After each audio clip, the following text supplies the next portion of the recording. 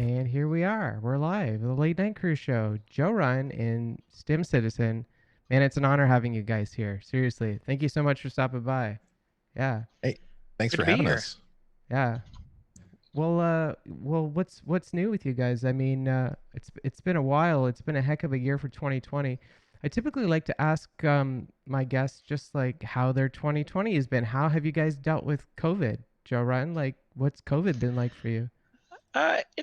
It's been a little bit of a challenge. I was locked away up in North Florida with my wife, taking care of her for 3 months solid, and now I'm back in South Florida and work from home like 80% of the time. And that's actually been really good. So I've got my apartment here. I've been baking a lot of bread. That was my new COVID hobby. So I became an artisan baker, which has been a lot of fun, and working and exercising, and a lot more time with the community. So it's actually settling into a really a good place for me. I've been very lucky, very lucky. I'm actually kind of glad to hear that you got into baking. I remember you mentioning that before on a Yacht Crew episode, but it struck a chord with me because I became the same way, and there was a bunch of my other viewers as well that got into baking, and we're kind Mm-hmm. of everyone's just talking about baking and stream, but like I don't know if it's like a mental virus or something that it's like a pandemic occurs and we're like instinctively, reactionarily have to make bread or something. But for me, it was about making pizza. It's like something triggered in my Mm-hmm. brain where I have to obsessionally make pizza. So I feel you there. Have you made pizza at all in your bread making Uh, endeavors? I made pizza when I was up there with my wife, because she likes pizza. I'm not really a pizza person. Um, I wasn't really a bread person for a very long time because I've been trying to be healthy. I'm turning 50 here in another month and a half, and I'm trying to keep fit and slim, and go into my second half century in a good spot. And so my mantra for several years has been bread is bad, and pizza is death. Uh, and there's a little story behind that because we live in South Florida, about 5 minutes from the beach. And there's this really nice broad walk down here where there's restaurants all along the broad walk. People walk up and down, and the beach is right on the other side. And you can get a pizza and beer, a large cheese pizza and beer for like $20 a pitcher of beer. Um, and so we literally go down there like almost every single Friday and get pizza and beer on the beach.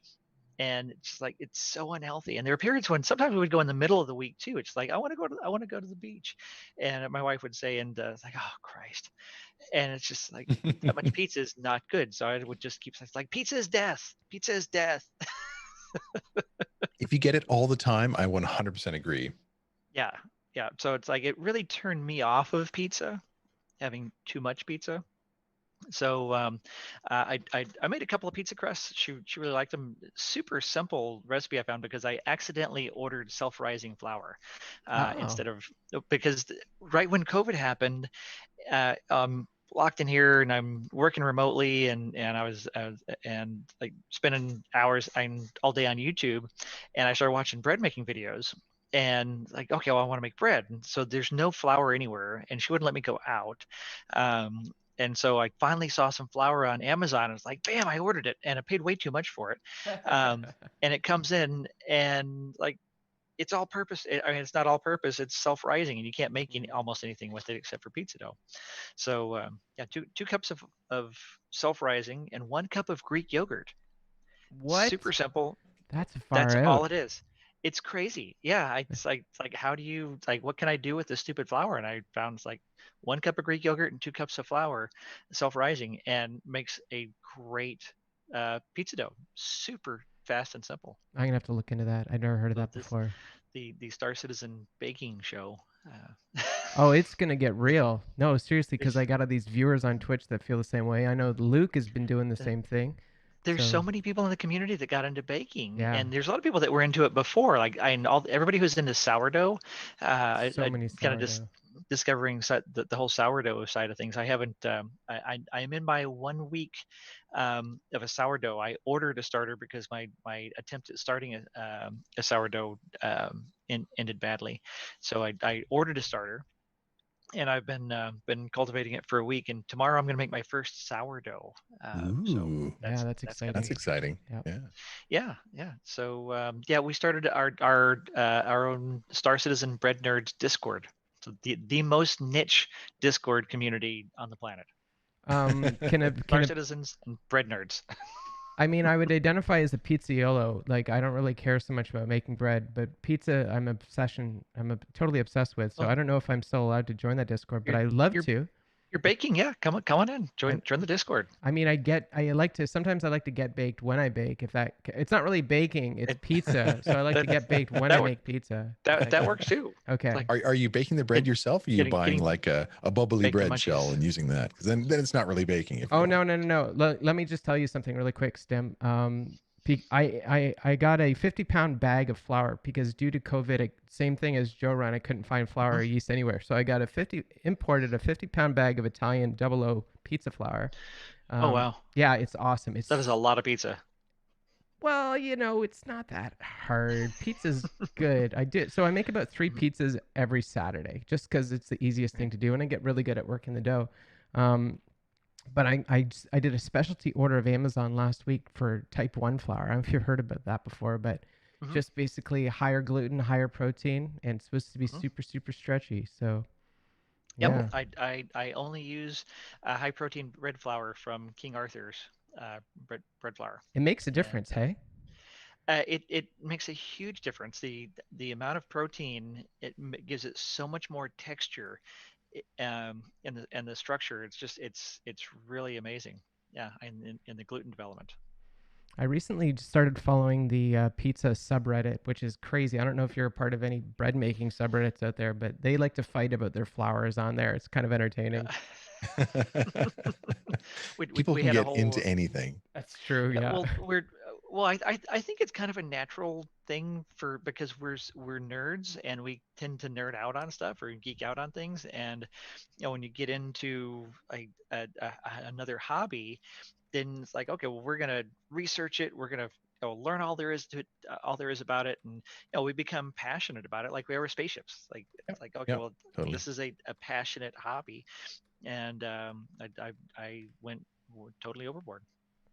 Is it though It's like good though, but you're making some great stuff. I mean, I've seen in that Discord, I've seen these amazing pictures and how people describe the creations they're coming up with, with this bread, and Mhm. everyone seems so envious about, who's done what bread and how it's being made, and but they're all learning from each other and going out and trying different versions and sharing recipes, and it seems like a really cool group.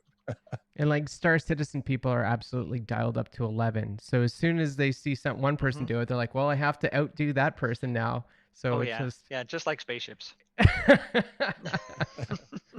Yeah, and what's funny is like Buster kind of she nudges me a little bit to do a cooking stream one of these days, and like to be honest, I don't feel comfortable because I know I'm going to get ripped apart by the community because when it comes to making pizza, like that's almost a matter of religion, I feel. Yeah, and people are so into their toppings. Whenever the subject of pizza comes up, they were talking about it in one of the discords the other day, and it's like different people have like they love certain toppings, and they're kind of odd toppings, and other people's like, how could you possibly put that on a pizza? So rule of thumb, right? Only two toppings per pizza. Don't exceed two toppings. What? Yeah, Only It's two. ridiculous. only two. Like as much meat and So mushrooms and cheese as possible. does cheese count as a topping? Well, no, you'd have to have cheese. Well, Okay, so yeah, so cheese is not a topping. yeah. extra Okay. cheeses, like You, multiple cheeses. sure. Well, what if you have like a Tex-Mex mix? That's just the That's cheese base that you have. okay. The funny thing about pizza is like it's like you can just joke around with pizza. You don't have to take it seriously. You can throw Tex-Mex on it, but like that's not really taking pizza very seriously. So that's No, a true, separate true. discussion, I feel. What? But you could How get is some that not Havarti, and you serious? can get some cheddar, and you can get some mozzarella, Like and you can get Mystic some makes spicy bread jalapeno, but all breakfast good pizza. stuff, and then mix it together in the right proportions, and now you're taking it seriously. I guess that's true. Yeah, But yeah, breakfast pizza is a whole different can of worms as well. I don't know because there's dessert pizza, and how does that fit into the? yeah, yeah, Okay, so and is the community divided between a barbecue sauce and tomato sauce? I don't. Barbecue sauce. I don't know which community in 100% particular. barbecue sauce. So the Australians, 100%, it's about barbecue sauce and not tomato sauce as your base. My Interesting. wife and I only do barbecue chicken pizza. I can't get Huh. into it. I can't chicken. We love Yes, it. I can't get into the barbecue sauce on pizza. It's not We pizza to me. It's a totally different beast. Just don't call it it, pizza. we love it. It's And not a actually, pizza pie. if we order out pizza, we get the Papa John's and their barbecue chicken pizza. It's like it's so good. You might as well put some pumpkin spice on that because it's not a pizza. Whoa. Okay, let's just Ooh. dial that back a little bit. Now. I now see. I'd probably just try Shots that out fired. once. Pew pew pew pew pew. Well, it's like people were joking because like I make tacos as a major staple of my diet because living as a bachelor and I'm trying to eat healthy. It's a really easy, fast, flavorful thing that you can make. And being from Texas originally, tacos were my life. So I make tacos a lot. And somebody said, well, you should do the pumpkin spice tacos. Like, well, yeah, of course. Once I actually did sprinkle some pumpkin spice on a taco just to see, because I'm also obsessed with pumpkin spice like crack, and it was actually pretty good. I don't do it regularly, but I tried it. Yeah, of course I did. Why not? Nice. And was it any good or? Oh yeah, it was good. It was actually Okay. good. Right Yeah, on. no, Yeah, just flavors. I put Frank's Red Hot. That's my equivalent to your That's your pumpkin crack? spices. Frank's Red Hot. Yeah, oh yeah. Literally put that stuff on everything. Yeah. It's so Well, that's what good. it's for. It would be the chili paste, the sam. The Geez, Thai chili paste, the Thai chili. What is that? God, I'm forgetting it now. Sweet chili. not the sriracha. Sriracha sauce. Thank you. I put that stuff Oh, on everything. you're a sriracha Ah. person. I am. You Yeah. either go Frank's or you go Sriracha. Exactly. You, Yeah. you don't really touch Louisiana. No one really likes Louisiana. It's one of those two directions. Yeah. Some people like that. Yeah, what do you put on your breakfast pizza, Mystic? Like she's shown me before. Yeah, I would love to see pictures of that Yeah. too. Huge fan of pizza, so. Yeah, I mean it's a good food delivery system. It's like So you guys are get a the fan bread of- and then stuff. Are you guys a fan of ham and pineapple? No, Hawaiian? that's a crime. Yes, That is a crime. You know what? It is what I it is actually the like one of the most amazing mistakes ever made. I don't think it was I- a mistake. It was made in Chatham, Ontario. It was not a mistake. Hey, we can call it Canadian, but it's a serendipitous. I don't want to mistake. take ownership over that. Oh, it's great. J-Mitch does spaghetti and meatballs. Wow, And that's taco far out. pizza, chicken parm pizza, mac Oh. and cheese pizza. Oh my God, those sound so good. Cheeseburger pizza with ketchup and mustard instead of tomato. So is it really pizza Wow. when you basically put another meal on it? Like if it's spaghetti and meatballs or if it's chicken parm, is it really Any still food on a pizza? flatbread is on a large round flat pizza dough is pizza. It doesn't need to be round though. That's the thing, because Sicilian pizza Yes. is square. Oh, And are they Detroit style rectangular? pizza is square. Jorunn, that's So it's- pizzast. So Pizza. You're being pizzast. that's true. I have had rectangular and squarish kinds of pizzas. Okay, so stuffed crust or no crust, or if you were able to make whatever you wanted, what would be your choice? Would it be a gooey crust? Would it be hard crust? No crust, stuffed crust. Chewy, slightly crunchy. Mm. Do you use a Country pizza gravy. stone? I don't have a pizza stone. Segellion, do you have a pizza stone? As a pizza person, you should have a pizza stone.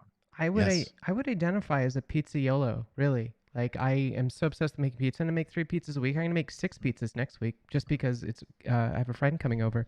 But the pizza Nice. stone is really for like the Neapolitan style pizzas. I mean, you could use it for New York as well, but it doesn't really do the same thing. But if you're doing the traditional Italian pizza, you want that stone. Segellion, come visit me. I have a pizza stone. You can make pizza. And So Mystic does scrambled eggs, bacon, sausage, cheese, and country gravy. I love that. Ooh, When I read that, actually, sounds that's good. that's beautiful. You know, like eggs on a pizza, thumbs up.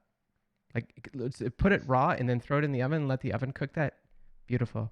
J Mitch does that also. Yeah. Oh, yeah. Why not? New York style is wonderful, though. I haven't gotten around to making New York style.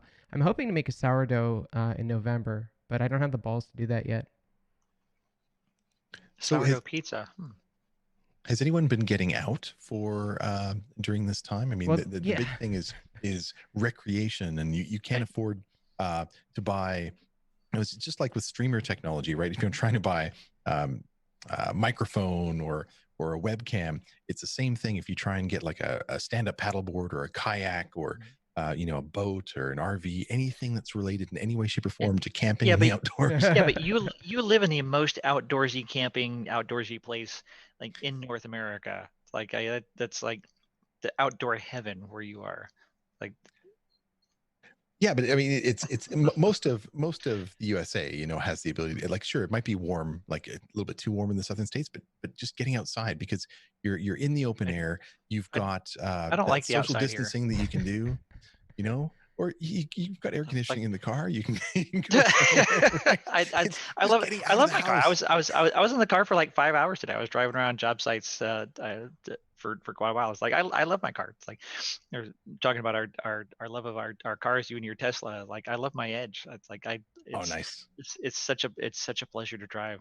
It's like Well, it might be a Polaris a month, but it is a pleasure to drive. ah, it's awesome. That's awesome.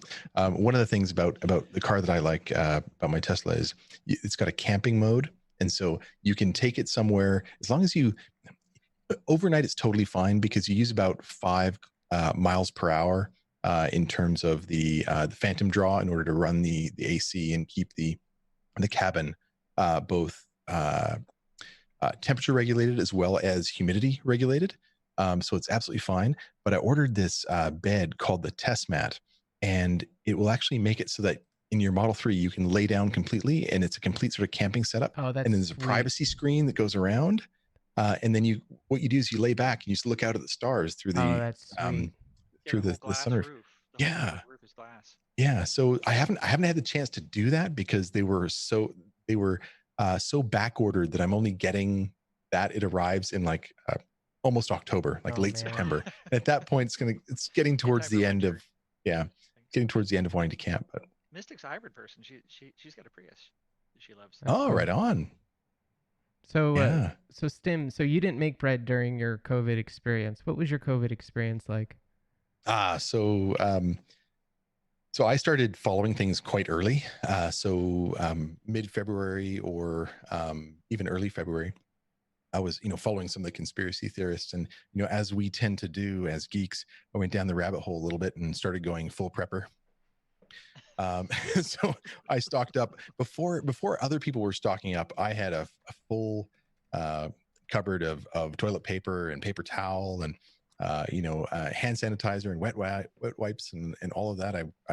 I went and bought a standalone fridge and filled it up with beef and chicken and samosas and I Freezer. Moses. yeah.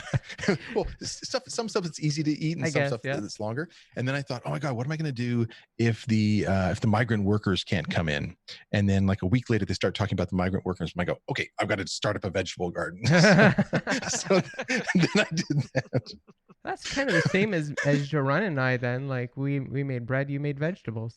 Yeah, yeah. So I went full prepper. I was, I'm eating the tomatoes now. They're fantastic. I've got beans. Wow, that is I've had amazing radishes, lettuce, endives. The lettuce hasn't been so good. I made like 3 batches. 2 of them were just super bitter. hmm. But the early lettuce of one of the types is really, really nice. Um, some beans, some peas. Yeah, it's been great. Some carrots. The carrots are still kind of going, which is really nice.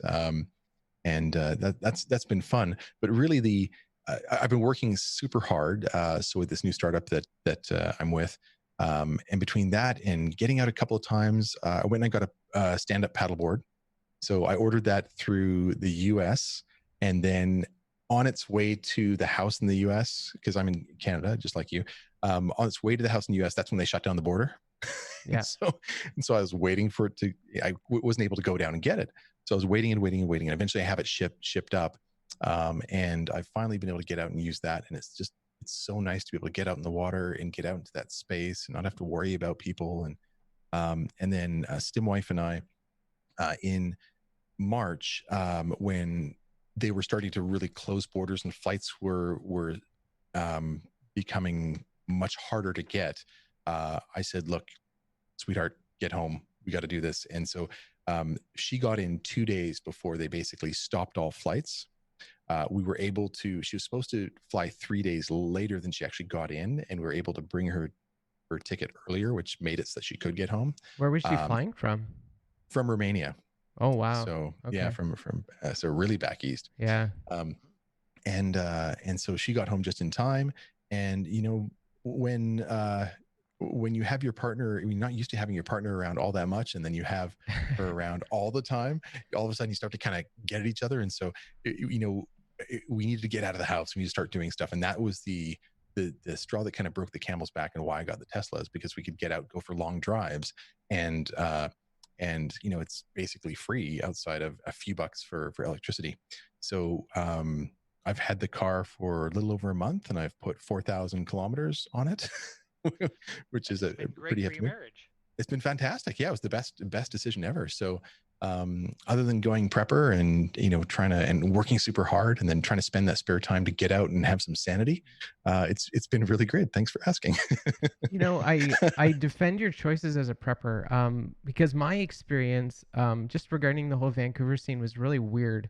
I get the conspiracy theory because like when we went to Whistler in January, I remember waking up in the morning and my radio alarm clock would go off and it would talk about violence and disruption in Vancouver, just because of the foreign policies there, right? And then one day when like COVID went public, all of that news stopped, and like everyone stopped talking about all these foreign policies. And I'm like, what's happening right now? It's like a gag order happened on the news. And I'm like, I lost it. I'm like, I don't know what's happening. Like, I can't trust anything. I just went full conspiracy theory. I got a tinfoil hat. It was wonderful. Yeah, it's pretty amazing. I was chatting to a friend today, and he said that just before COVID, he had sort of decided to go dark and not pay attention to any news. Yeah. And then he all of a sudden he got calls from his parents, from his sister, and from one other person, and he was working down at a local place here, kind of like a mall, but it's on the water. It's called Lonsdale Quay, and he was noticing people around him were on their phones, and they started to all kind of go home. So for him, like everything kind of happened on one day, and so everyone has their unique experience about how the pandemic kind of rolled out on them. So it's really interesting. I mean, I remember it being a sort of a longer period and kind of going that prepper mode. But the discussions I've had with a lot of other citizens, Star citizens, has been just amazing. And seeing some of the innovation that people go to in order to make masks, or to the types of masks that they're buying. I mean, I won't mention names, but I know one guy, he showed me about 7 or 8 masks that are just high end construction masks that can be modified in order to have more than like particle 2.5 millimeter filters, like basically N95 filters in these things. And then another guy he's like, oh my God, like you need to start up a channel on smart masks. Yeah. You need to do it. And here's all the smart masks. We started going through and looking at them. And so like, I'm at the point where I'm like, it might not be a bad idea. But people have a really interesting connection to what's been happening for them. Segellion, what how did your COVID start? Well, it was mostly around you guys, to be honest, because that was it. We got back from Whistler, and it was basically COVID time, right? And what's funny is I got when we left, we parted ways. I took the city bus back to the ferry, right? Yeah. Yes, I took the city bus back to the ferry, and I went through basically all of it, all of Vancouver, and I was in Richmond. And I specifically remember being in Richmond, and everyone on the bus was like, just like, it was cramped, the whole bus. It was one of those quadruple buses with like the connector in the middle. It was packed full of people. Everyone was sick. Like a good chunk of people were sick. Everyone's like coughing and sneezing, and they got like fluids coming out of their nose. And I didn't think much of it at the time. I'm like, okay, I'm probably gonna get sick out of this. And then like 2 weeks later, I get sick, and it's like, pandemic. So maybe you've had it. I don't know. You know what's stupid though, Stim, is like I can't get tested. I went to the doctors before to try and get a test, and I was refused. So like That's the way it That's is. crazy. It is Yeah, crazy. But you know what? I'm going to yeah. Ontario next month, and I'm going to see if I can get one there. So we'll see. There you I, go. I thought Canada was doing so much better with the testing, No, we don't the do testing. tests. That's why we're doing better. No, no, they basically say unless you are sick to the point where you have to come into the hospital, stay home and just ride it out Yeah. and isolate, Such a right? Canadian thing almost. Yeah, yeah. And like to go get tested is very, very difficult. And then apparently, and I don't want to get into politics, but apparently the like the one main candidate that we were working on in collaboration with China now just fell through. Yeah. So the Chinese border patrol said that they weren't allowed to send it through, or they stopped the vaccine coming through for Canada to start phase 3 trials on it. So, and I went and looked, and Canada has 4 vaccines that are actually like we've got like about 150 that are starting up, but we have only 4 that are starting to push through to any phases. They're getting close to phase 3 trials, and we only have 1 that is actually hitting phase 3 trials. So we're really kind of behind. So I'm hoping that we can get the Oxford one, the one that's in the Seems like UK. it's the most promising out there, but they've got to roll out 7 billion of them. Yeah, it's gonna be a Yeah. lot. It's gonna be a while. I'm just gonna avoid people for the next year Yeah, that's a good idea. I as think I'm going to as do the much as I same. can. Like I've pretty much written off the next year. I was like, I'm not gonna Yeah. travel. I'm not gonna get an airplane. I'm not gonna get an elevator. Gonna stay away from any office. I I. I've done a tremendously good job of avoiding people, avoiding getting near people. I've got several N95 paper masks from real early on, um, and I don't go anywhere near people if I can help it. And it's like try to get into the grocery store at times when there's hardly anybody there, and just be really super careful. It's like as fit as I am, I'm old and I've gotten the flu constantly my whole life. So in the past couple of years have been like the first time in my life where I didn't get the flu, but I know that I'm very susceptible to it. So I'm really trying to be very careful about it. Do you get the flu And shot every year? I have many times. Uh, Not as regularly as I should. I started to, and maybe that's why I didn't get it the last couple of years because I was getting Mm-hmm. the flu shot.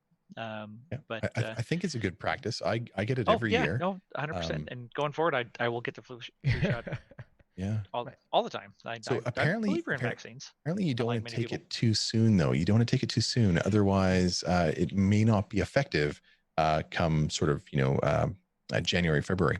So if you, Mhm. so I don't think it's Yeah, later in the season. yeah. The medical offices can start ordering them now in Canada, but they can't really Mhm. start administering them until sort of early to mid September. But it's still too early. You really want to take it late September, early October. Yeah, I usually do it in like October, November, something like that.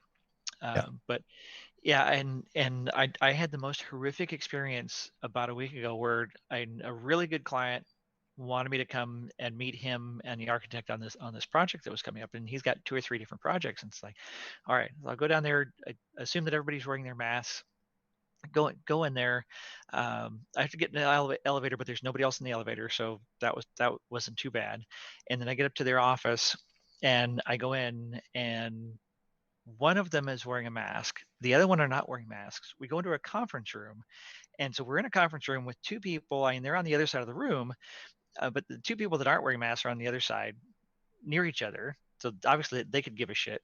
The one younger guy is on the other side of the table from me, maybe like 4 or 5 feet away. It's like not nearly enough. But he was wearing a mask. I'm wearing my mask, but I'm here for like I don't know 45 minutes or so, and like I'm like stressing the whole time, and then with my boss this week saying we have to be in the office more and like with other people. It's like I literally had my first nightmare of this whole thing 2 nights ago, where like I woke up in the middle of the night, I was having nightmares of being in offices with people without masks, and like Uh, like I normally sleep super well. I don't remember my dreams most of the times.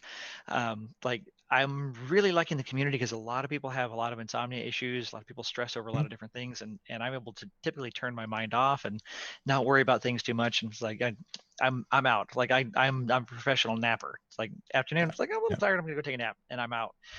but like, man, like that was a crappy night's sleep. So what they're saying here is that you actually want to have a little bit of exposure. You just don't want a big inoculum. You don't want a big hit at one point. So you do want to get exposed to the virus a little bit, sort of here and there, and that's sort of a way that Very you small kind of, amount. yeah, very small amounts so that your The, immune system the, can fight it off as it goes. the next best thing to getting vaccinated by just having very, very small amounts. Yeah, essentially. And so, there's kind of like that push towards herd immunity if it actually is something that can happen. So if you can be lucky enough to not get too exposed by getting slightly exposed. Yeah. And so that's why, like, I don't want to be in an elevator. I don't want to be on public transit. And for those that have to be, protect yourselves, do the best you can. But I mean, like, I got into an elevator the other day, and it wasn't a very big elevator. It certainly wasn't 6 feet of separation. Elevators are not large. No. And so somebody else got into the elevator. I'm like, okay, well, you can have this one. And I stepped out of the elevator. Oh, and 100%. And I hit the door close on the way out so that they couldn't follow me. Yeah, I would 100% do that. I live on the 5th floor of a 16-story building, and like, luckily my parking is on. We have a attached parking garage, so my parking is at this level. But when I have to go to the front desk, when I ordered Amazon constantly, I go down the stairs and I go around the outside of the building to the front desk. And I try to avoid going through the halls and stuff, but go up and down the stairs. And it's actually what used to be my favorite exercise, is running the stairs in the building. So luckily it's not that big a deal for me. But yeah. I will not get an elevator with another person. Yeah. I don't. How is everybody in chat? How's your COVID? Do you have any interesting stories to kind of mention that we can riff off? Or is this the topic we want to continue on, or move on to other things? back to Star Citizen related? Whatever. Griffin was here. He actually knew people who passed away from it and who are still fighting, apparently. And I think he was in like the Illinois area. So yeah, I think that's one of the things that really kind of differentiates people's experience. If you know somebody who has passed away or been very, very sick, you're going to have a very high level of concern. Yeah. If you know someone who knows people, like my boss, he's 68 or so, and he knows four family and close friends that have passed away. Friend of mine in the Florida Discord, a friend of his passed away. One of my sales guys, his cousin's wife just passed away in her 30s. No pre-existing conditions. So like, secondhand, I know a lot of people that have. Mystic has to work in a grocery store, and a lot of people go in without masks, and so she's really stressed about it. And I worry about her having to deal with all those like, just insensitive bastards out there. Yeah, and you are a like a frontline worker, and it's what you're doing is really important. So kudos to you for being strong every day, and thank you. Skipper Steve's uncle almost died. Wow. Yeah, it's a topic, isn't it? There's over 170,000 people here in the idiotic U.S., and it's only going to get worse, unfortunately. So how about that Hurricane Laura, everybody? Oh yeah, like hurricane. It didn't hit Florida. It missed Florida. That's good. It was so funny, well, it's not funny. Like 2 days ago, I'm thinking, like I'm not biblical in any way, shape, or form. I'm not religious. I'm not nihilist, nor more between like agnostic and atheist. But I do believe a little bit. It's kind of in something. There's got to be something out there. But when you talk about like Armageddon, there's been a plague this year. There has been locusts this year. There have been, fires, forest fires.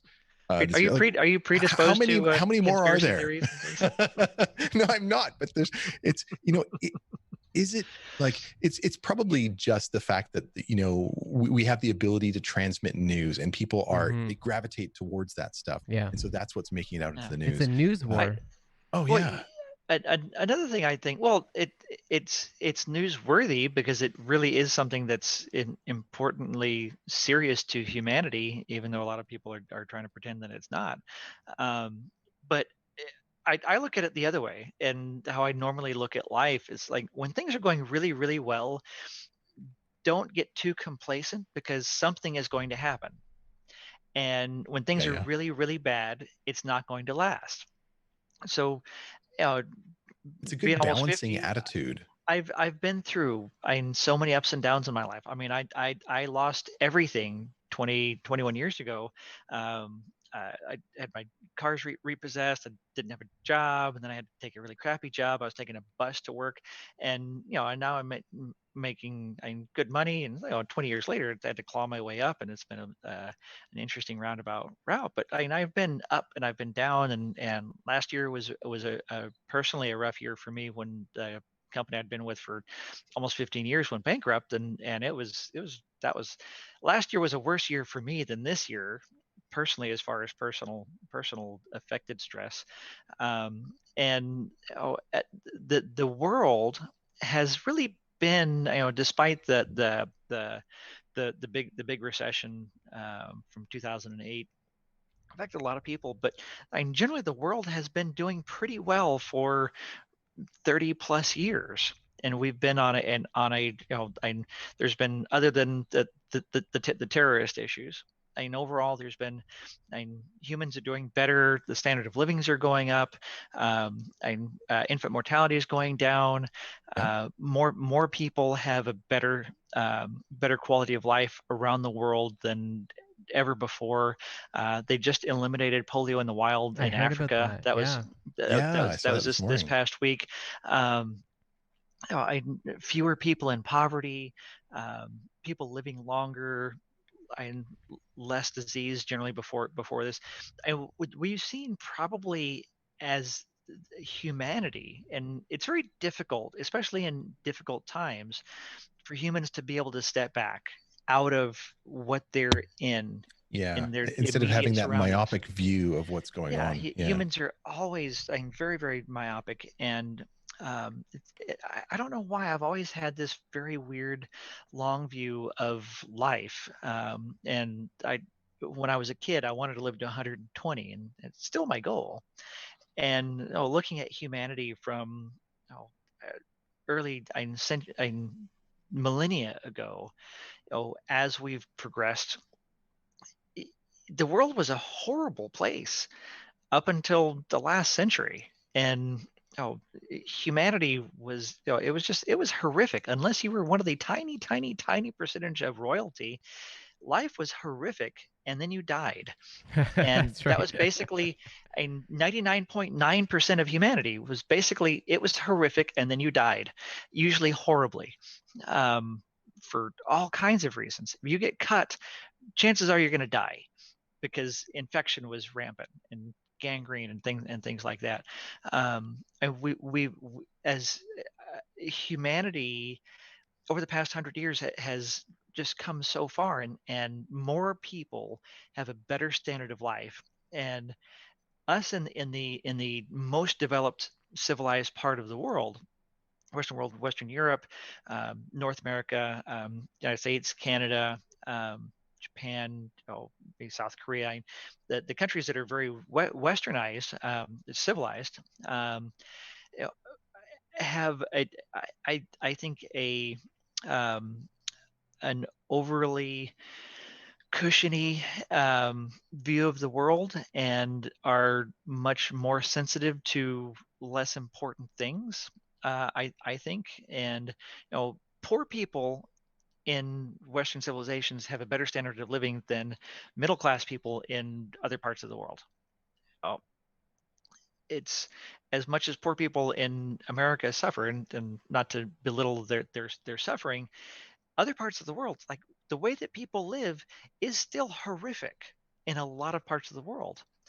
And that suffering that we don't see all the time, except for those, like Save the Children in Africa, those commercials that you see on Saturday afternoons or something like that when you're watching the wrong channel. It's like, oh God, how did I end up seeing this? We're so insulated. That's still like millions and millions and millions of people in the world live in horrific conditions. Um, and like the whole refugee problem in Europe is stems from that in Africa and the Middle East, and the wars in the Middle East.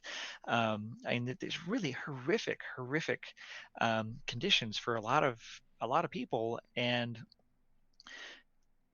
still, fewer people now live in horrific conditions than did 50 years ago. Yeah, yeah, that's totally true. So, So are you saying keep it in perspective. are you saying that when I jump in the Tesla and go drive out to a lookout point over the water and watch Netflix in the car, that's not a real like hard time? Um, Are you, yeah, are you, you're suffering. You're are you seriously trying to suffering in you these trying to hard tell me times. this is tough? This is really tough, Jordan. I'm trying my best. You got to you got Really to drive. hard. You got to escape out to your Tesla to get away from how hard your life is. They're stuck at home. It's tough. I don't want to sound callous in any way, shape, or form. It's very tough. There's a lot of adversity out there, and over time, it's been getting a lot better, as you've been saying, Jordan. Um, I think just like our thoughts kind of go out there to everyone that's going through those rough times. I mean, I do a little bit of I won't call it philanthropy because that sounds like I have a lot of money, but I give a certain amount of my earnings away to try and help others, and I work very closely on that. Good I for used you. to be a Freemason. I'm non-acting, but I'm looking going back into Rotary and doing some stuff there. So as long as you need to be able to enjoy your life. You need to be able to enjoy kind of what you have, and provide a good life for those that are in and around you. So I mean, you got to be careful because we don't want to sit here and start putting together sort of a sob story and feeling guilty for what we have. But if you can focus on contributing towards the betterment of others, in what is your good life, if you can have that as part of your good life and part of what motivates you as well, then that's a huge thing towards trying to do good for the rest of the world. And that should be part of everybody's personality, right? You should feel good by looking outside of yourself and seeing how you can help the rest of the world, whether it just happens to be some of those that are around you that need a leg up, or whether it's those in Africa digging wells, getting fresh water, education, sanitary pads, like whatever it is, just the ability to provide a better life for everybody. I help space nerds. Hey, It ain't you help much, them, but it's hang out with honest them, and have work. fun. That's what I by default somehow accidentally ended up devoting my life to helping Yeah, space nerds. That yeah, yeah. And the way I look at it, a lot of the people in the community um, are often socially dysfunctional, or awkward or nervous, Yeah. and there's a lot of people in the community that have PTSD, they have Mm-hmm. depression, they have Yeah. anxiety, they Yes. have social anxieties, they have a lot of issues that they deal with, and they turn to video games to escape that. And I often mention I come from Second Life rather than a gaming background since 2007, and a lot of people that are in Second Life are there to kind of escape from real life, to have this kind of fantasy Mm-hmm. Mm-hmm. existence, and kind of create a life that they want to kind of exist in. People that can't get out and travel and socialize and things like that. So I really have been moved by the stories from Bar Citizen, people that wouldn't leave their house for anything, like don't leave their house for like, like years to socialize, except for like having to go to the store or something like that, will go and travel to get to a Bar Citizen to spend time with other space nerds because they feel that connection with people that are like them, and they don't feel as awkward and as weird as they do around quote unquote normal people that watch football or sports ball or things like that. Um, and it's given me just a tremendous amount of pleasure to be able to uh, To help work with a people community find, like that. yeah, Yeah. and to help people find these connections, because I that was really my issue that I had being married to someone who's not social for 21 years, who suffers from a lot of mental illnesses. Like I was very lonely. I didn't have any real life friends, didn't really connect with people. I had work, and I'm an outgoing social kind of person, and I haven't didn't have really any friends. for the longest time, and then I found this community in Bar Citizen and meeting space nerds in the real world. And Skipper Steve, I mean, he's in the Florida Bar Citizen here in Florida. He lives 10 minutes from my office, and we would go meet up for coffee. That's an awesome mask. We would meet up for coffee or beer after work, and like we developed a real life friendship. We shared a hotel up at in Austin for CitizenCon, and just like seeing so many people find these friendships, and I think that's a lot of what's driven me obsessively, like to like a huge extent, to just focus so much on the community. First Bar Citizen, and then the Jump Club, and now the Yacht Club. It's just been incredible. Let's Yeah, and that sorry, go ahead. I was just going to say, it might be a good time to talk a little bit about sort of what Yacht Club is all about, Yeah, and that's then a little bit about sort of the future, because it's very much in line with what we're doing. I mean, Yacht Club came together really because we it was four friends sort of coming together that wanted to host, that wanted to try doing YouTube, get more connected in the community, contribute more to this amazing project that we had. And then it started, as Jorunn was saying, it started to kind of grab us, and we started to really appreciate the people that we were talking to, whether we were helping out or being helped out or connecting. They're really nice. It was just such amazing people that we're forming these friendships with. And so we started realizing, like, hey, especially during times like with COVID, we're connecting to people on such a deep level. And it's funny, I heard someone say earlier today, gamers get a bad rap for not being social. And in some ways, some gamers are even more social than those are out there. It's just those relationships are a little bit different, and they happen to be a lot more facilitated over digital communications and digital media.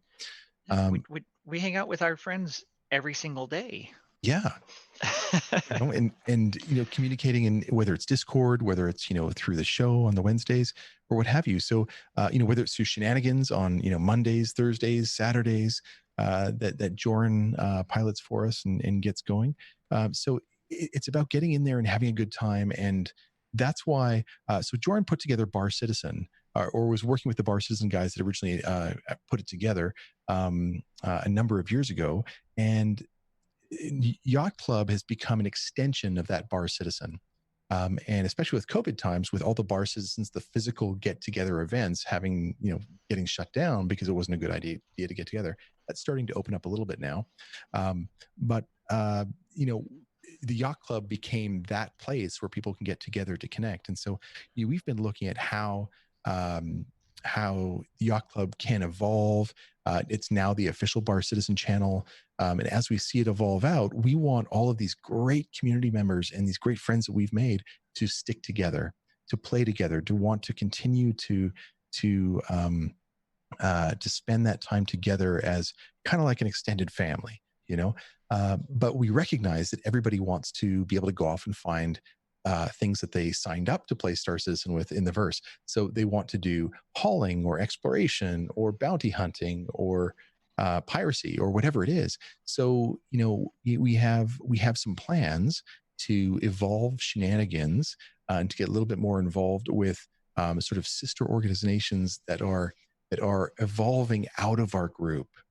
And so we'll let you know more on this as time evolves. But for right now, we're looking at doing more organization type work.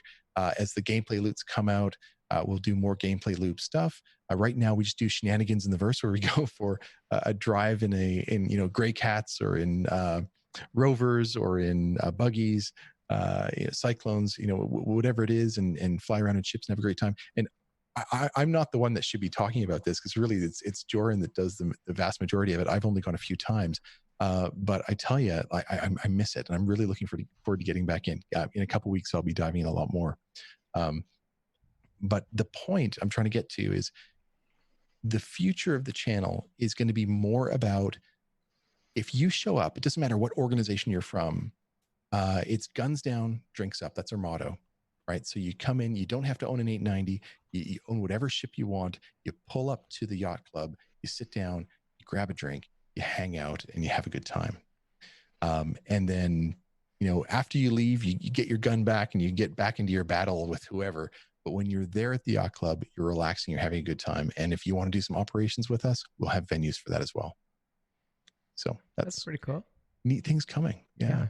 I'm excited for that. Well, hopefully, yeah, there's some space for a fuel org within those plans.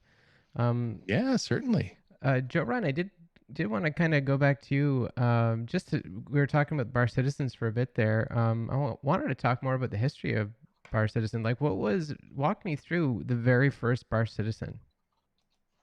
So the very first Bar Citizen happened in Austin, I think 2013, and that was where the first CIG studio was, and there were intermittent Bar Citizens around the world that were kind of organized on the old RSI website, and people didn't check the website very often, so someone would post like, "Hey, let's get together for a Bar Citizen in a couple of months," and then 6 months later, people would check back in, and it's like, "Oh, somebody was trying to have a Bar Citizen. Let's have a Bar Citizen," and then a couple of months later, somebody would pass, and so it wasn't this timely, instant communication that we've all gotten used to with Discord. And I don't think Discord was really as much of a presence in the community at the time.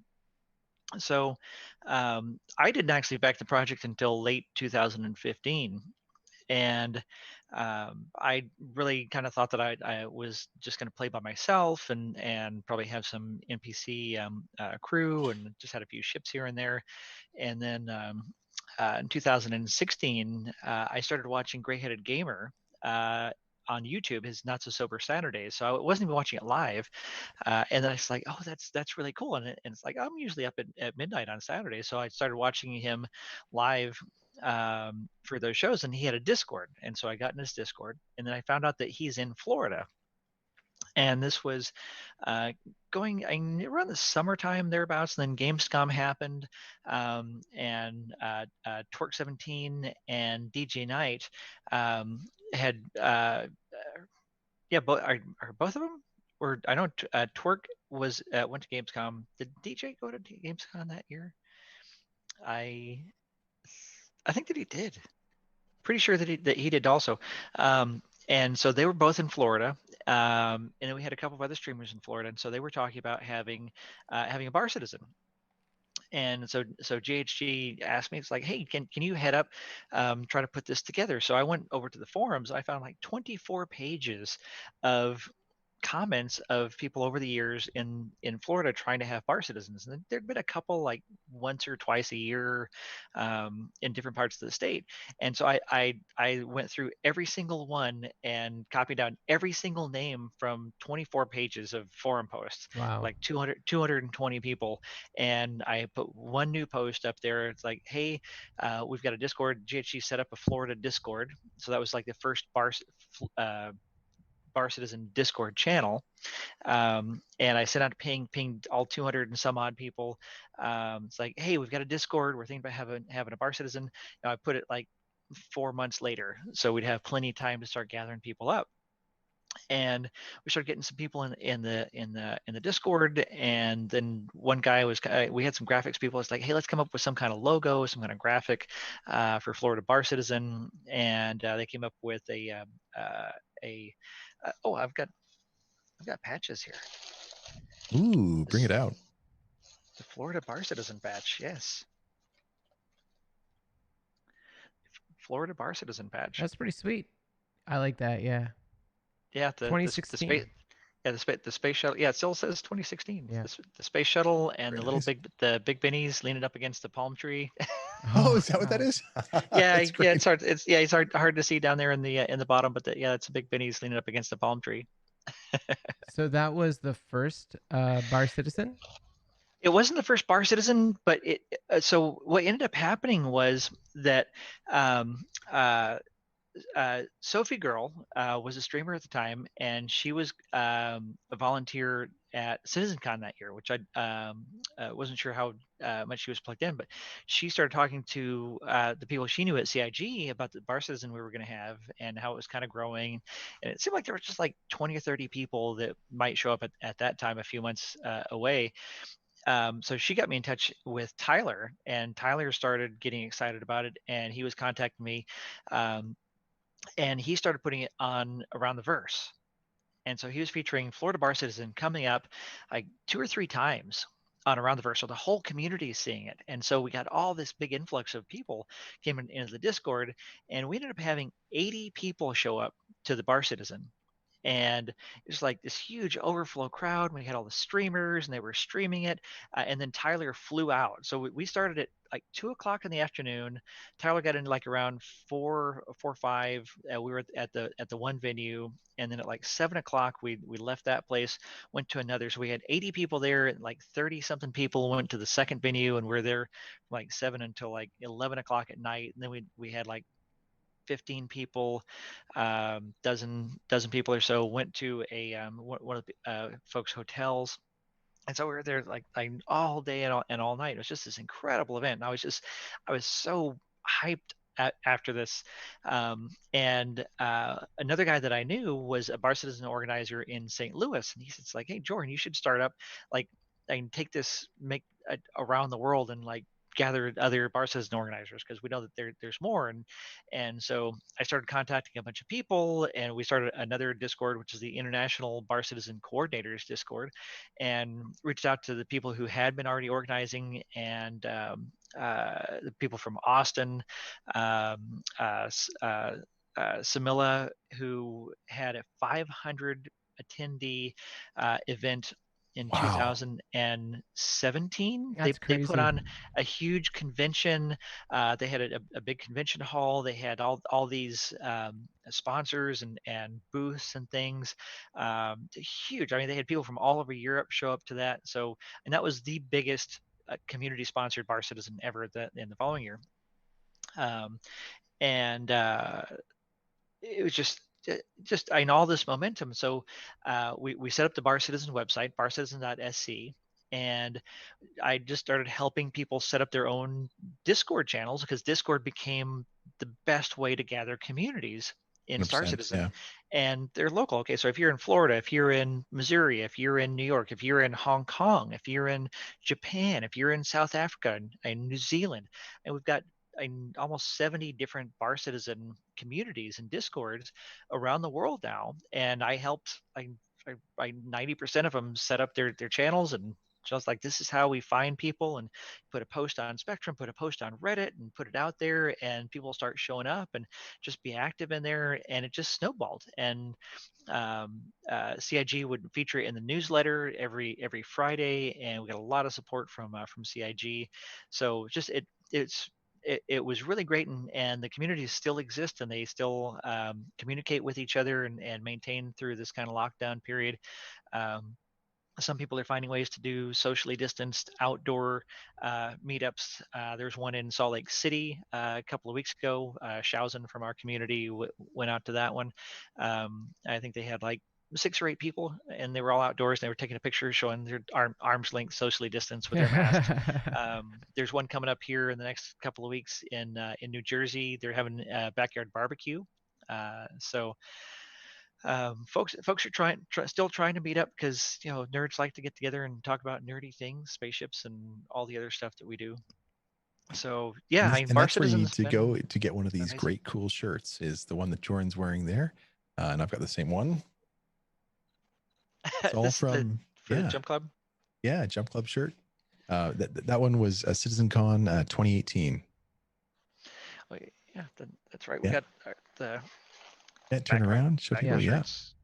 fantastic. And then we got new ones for 2019, which were good as well. And then, of course, nothing for 2020 because we don't have an in-person con Well, to go to. that's really what I wanted to kind of get into, is like what it was originally, what it started out with, 500 people, 80 people or whatever. What are we today? Like, how do we treat bar citizens in the future? Well, I think that's what people are trying to work through right now is having and safe outdoorsy ones when they can, when they feel comfortable with it.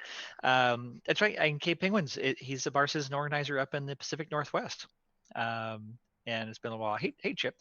But yeah, right now it's virtual meetup. So that's really kind of why we've really kind of rebranded and tried to identify our weekly show as a weekly virtual bar citizen hangout where it's us and other people from the community. We try to bring guests on, and we really try to interact with chat a lot and just let everybody hang out. And our Discord is kind of this community that's grown up as like where people can just come and hang out, and there's no exclusivity.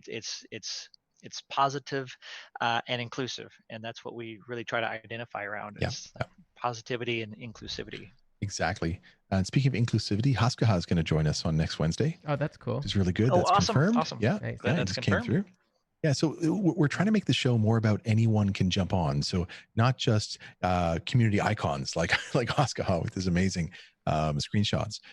So we're going to get to that point. One of the things we're planning as well, and Jorunn, I'll disclose this one as well, is we're planning on having a kind of like Salty Mike's call in, answer the call, where you can call in and ask questions and chat away about different topics. We're planning on doing something like that with the show so we can have just anyone, if you have a microphone and it sounds half decent and you have a question or you want to join in and chat a little bit, we're going to try and make that happen. It's not just Salty Mike. Cobra does it most Fridays. Greyheaded Gamer used to do it. Like so Salty Mike's not the only person who does that. Yeah, he's the only one I was aware of that does it recently. But yeah, great. Yeah, well, and he does make it a regular thing, and he's pretty well known for it here lately, as salty as it is. Yeah, you know, let's not dive into that, but ours is going to be more positive focused. One of the things that we do is it's very easy as you know, as passionate as we get about this project to get our emotions up and get frustrated about the project, and we all go through it. So we recognize that, and to avoid that recognition would not be doing anybody a service. But the also is what we want to do is we want to help be that sounding board where when you come to the show, when you're in the Discord, and when you come in and you say, oh my God, I'm so frustrated because blah blah blah, like get it out, then everyone's going to come back at you and say, hey, take a step back, think about this, you know, think about, you know, they're putting this extra time into whatever the feature is in order to make sure that it works out, that's going to be good when it comes out. And you know, we focus on that positivity. We kind of bring you back from the edge of going, oh my God, I hate this project, when really you love it and you're here because you love it. And so we try and be that step sanity. back. It's that step back and look at the big picture. You Yeah. know, instead of getting wrapped up in all the, you know, all the bugs and how things aren't working right now, and you know, I want to do this stuff that's, you know, it's not coming for years, and being all frustrated. It's like, you know, enjoy what it is now. Think about, you know, the progress, where we've come from, and how big a project it really is, and just the mind-boggling scope of it. That, you know, it's we are where we are, and try to enjoy it and let go of the negativity, and just, you know, enjoy the community and what we can do, because there's nothing more fun than what we have right now, to me. Yeah, we're anti-salt. Very anti-salt. Yeah. Violently in some cases. Do you ever notice how do bar citizens, do the popularity kind of wane with the sentiment of the project? Because like as a streamer, you know, my views change based off of the patches, you know, like, and where we are within the patch. Do you notice that within Bar Citizen? If Star Citizen does poorly, the bar citizens suffer?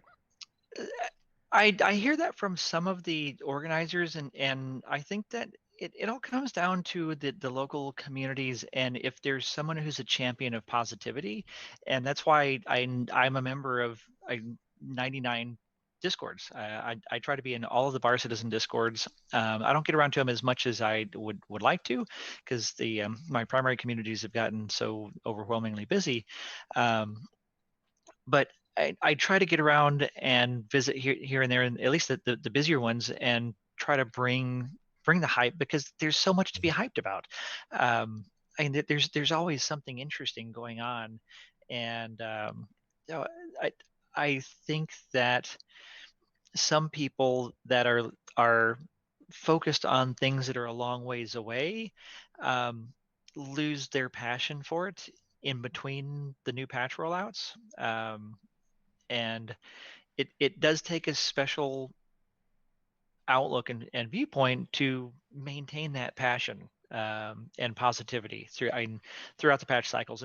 And we were talking the other day that even though a lot of people feel like the project isn't moving that fast because it's so big and there's so many things still yet to do, the pace of this project's development is just it's a breakneck, like mind-bogglingly fast, a continuous rollout process of new tech, new content, new improvements. Even when things get broken, it's because they're adding new features, and they broke a lot of stuff with the long-term persistence. They broke a lot of stuff when the player base got so large it overloaded the capacity of the early static databases to be able to handle it.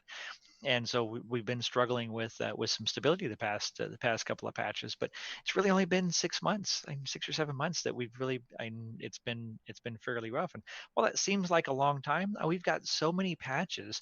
There's no other game project out there that rolls out this much development at this pace. And even though And people aren't always getting nothing what that's they nothing want, that's exposed that we get a chance to have a look at 100%. I'm sure things like Microsoft Flight Simulator, when that was coming together, they were rolling things out hot and heavy, and anything well, at behind the EA, if it's curtain, oh not yeah, but it's out to all yeah, not to a exactly. playable environment. And it's a That's the totally different difference. thing. It's a totally different thing, Yeah. because not only do you want to keep it half playable, it's also you're worried about the quality of life of the experience, the user Mhm. experience that's going through it now, because they are effectively your marketing budget, right? And if you look at CIG, they don't advertise anything, but the cost of keeping the game in a playable manner, that it's going to have positive sentiment, that it's going to be well received and people talking well about it, and that is effectively the cost of marketing for them. Plus, we get to play it. We get to have a good time.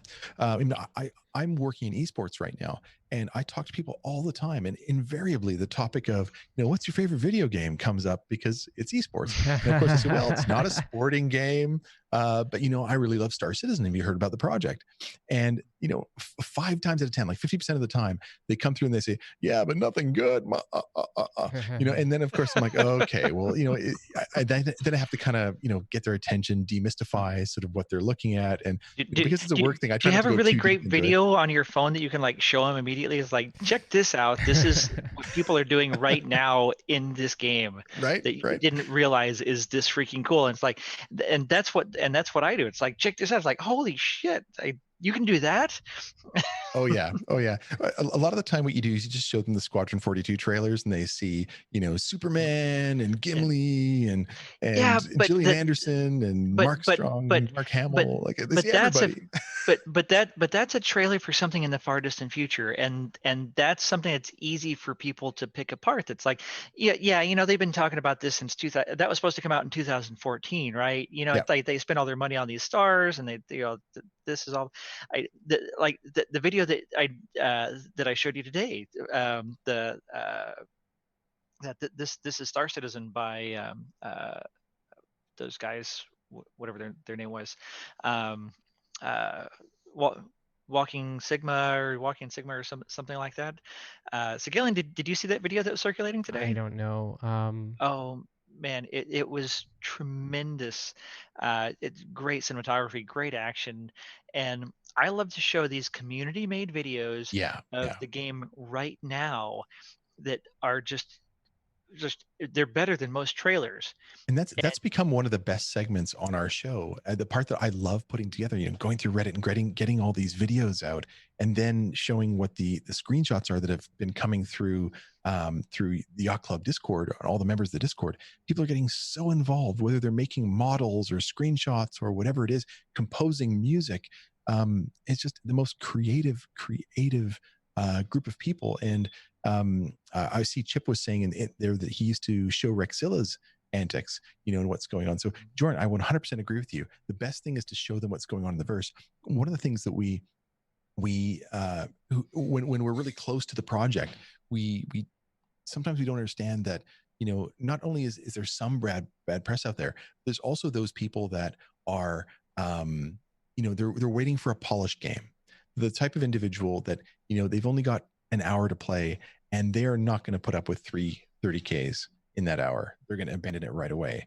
They're kind of that fair weather gamer, and then you've got those that they'll push hard, and they want to test. They really want to be involved in it, and they don't care whatsoever if they lose their haul, because they know only to get like 30% of your total value in that haul, that you're taking across. Like those that really know what they're doing. So the group that we interact with on a daily basis, we are the hardcore group, and I'm the least of the hardcore because I'm not in the game all the time playing. But there's a spectrum there of people that will end up being very good Star Citizen players that aren't as aware of the game because of exposure, or because of negative press, or because they're just not ready yet, because it's not their level of commitment that they're ready to put into. So we need to be open and embracing those people too when they come and when they're ready. Yeah, like Mystic was saying, I got her excited by showing her videos on her television in Second Life. That's where we met in Second Life. You can have TVs and you can show YouTube videos inside Second Life. That's what I want my spaceships to be able to show, YouTube videos on my television in my yacht. We've got pretty good. Heavy Bob has come to show us how trolls do trolls properly. Love you, buddy. I do want to. I definitely want to talk more about Second Life, to be honest, because it's very near and dear to my heart. But I did want to ask something about bar citizens before going too far outside of that topic. If I wanted to organize a bar citizen in person in Victoria here, is that completely out of the question?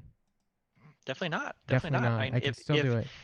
Yeah, if you are in a region that already has a bar citizen Discord for your province, and find people that are in the that are in close in your geographic area, there's a meetup section on Spectrum. You can post there. You can still post to the Bar Citizens website, and you can post it out to Reddit. Try to find anybody who might be checking those areas that are in your geographic region, and find a venue that's got something outdoors where people can be socially distanced and safe, and it's relatively easy to get to. And I think and people are starting to do that again now. I think people are getting to a comfort level in a lot of areas where people are out and about, and they're being safe and wearing their masks and being distanced, and you can still talk about spaceships with a mask on. Yep. Well, And Segellion, if you want to put one together, I'll come out and visit if you give me enough time. 100%. Yeah. Yeah, that'd be great. Awesome. Yeah. Well, one thing like I really wanted to know about is, well, the reason why I ask mostly is because, well, yes, I'm interested, but at the same time, you're doing a lot of changes to accommodate the virtual bar citizens. And, you guys doing all this work, and what if things just go back to normal? It's just going to kind of throw that all away, I suppose? No, Yeah. and bar citizens are only occasional. People, and they tend to be in any particular area 6 weeks and 2 months, 3 months in between. This is something that we can hang out. Like that's the great thing about being a gamer and being in virtual worlds and being an online kind of community, is that we don't have to go out to be able to hang out with our friends, and we can do this every single week with our virtual bar citizen. We can do it, and every single night when we play together. Like that's why we do three nights a week, doing shenanigans. A lot of the people, we do it just to be in a voice channel together doing something and talking about stuff. Just a bunch of friends hanging out. And we're definitely not trying to replace the personal ones in any way, shape, or form. Yeah. We just tried to step up to make sure that people had a home, a place they can come to hang out, where they had an output or a way to access the community that is a little bit more than Discord. And to have something to kind of resonate on and crystallize on to chat about. So when bar citizens go back and people want to connect with their local friends that way, please do get out there, have a great time. And while you're out while you're out there, tell them about tell them about this for the times when they can't make it, because I think at every bar citizen, for every 10 people that can make it, you've got 2 or 3 that are coming in from out of town, or it's quite a distance, and they probably won't go to every one. Depending upon the frequency, they'll probably go to the ones where it's the big patch launch, right? And they're excited and they really want to get in there and talk about stuff. Otherwise, for those times when they can't make it, they might be able to have something on in the background and still feel connected, virtually. And then, of course, there's those that, um, you know, uh, can't make them because there's none in their area, and of course they're not prepared to start one because they don't know where to start. So I think that what Yacht Club is doing, as the virtual location for Bar Citizen, is more about allowing people to come in and connect, and in no way, shape, or form trying to replace the physical areas. The physical areas are very important, and I think that the richer the engagement, so the more in person the engagement can be, the better. Obviously. Except we can't hug. No hugging. Yeah. That's such a Oh. big thing in Star Citizen, and I found that really uncomfortable. But everyone seems to want to hug one another, and I mean, I'll do it just to fit in, but it's definitely not my first choice. Yeah, a Hey. lot of people aren't real comfortable with it, but a lot of people, it's we feel like family.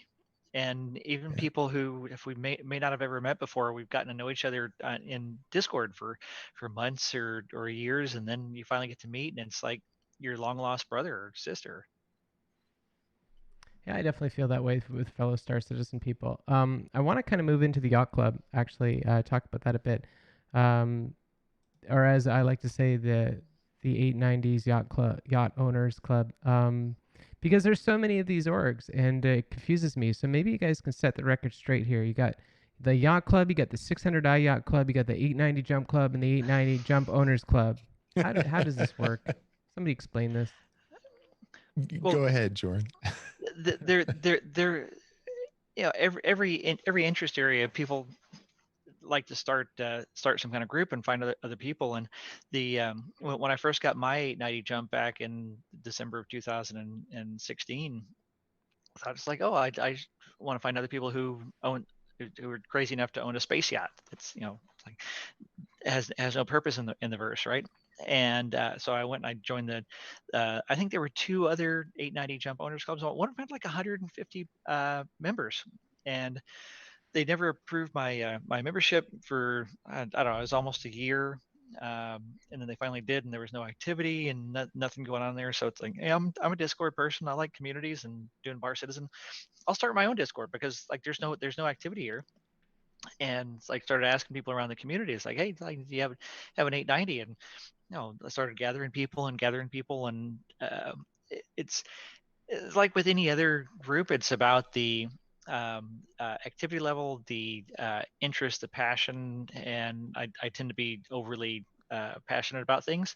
So I was just in there and keeping the community going, I think it's a funny affectation that I brought to all of my communities from Second Life, because I always had friends that were working in nightclubs in Second Life, and so they would work as hosts, and so you always greeted people that showed up at the club. It's like, hey, welcome to wherever. Glad you're here.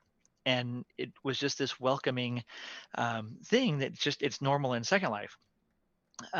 And I do that in my Discord communities. So every morning I get in, I say good morning, and at night I say good night. And there would be, I mean, many days it would pass in some of my Discords where I was the only person doing that, and there was nobody else. And then some days like, it would be me, and then somebody else would say good morning. It's like, and then there wouldn't be much other chat. And I literally had that commitment level to keep that activity, to show that there was at least somebody alive in that Discord. Because I don't know how many Discords you visited where nobody said anything in 4 weeks, and you go in there and it's like, you look around, it's like, oh god, this place is a ghost town. And literally all it is getting there and saying hi, Mhm. and it gets other people saying hi, and then a conversation flows.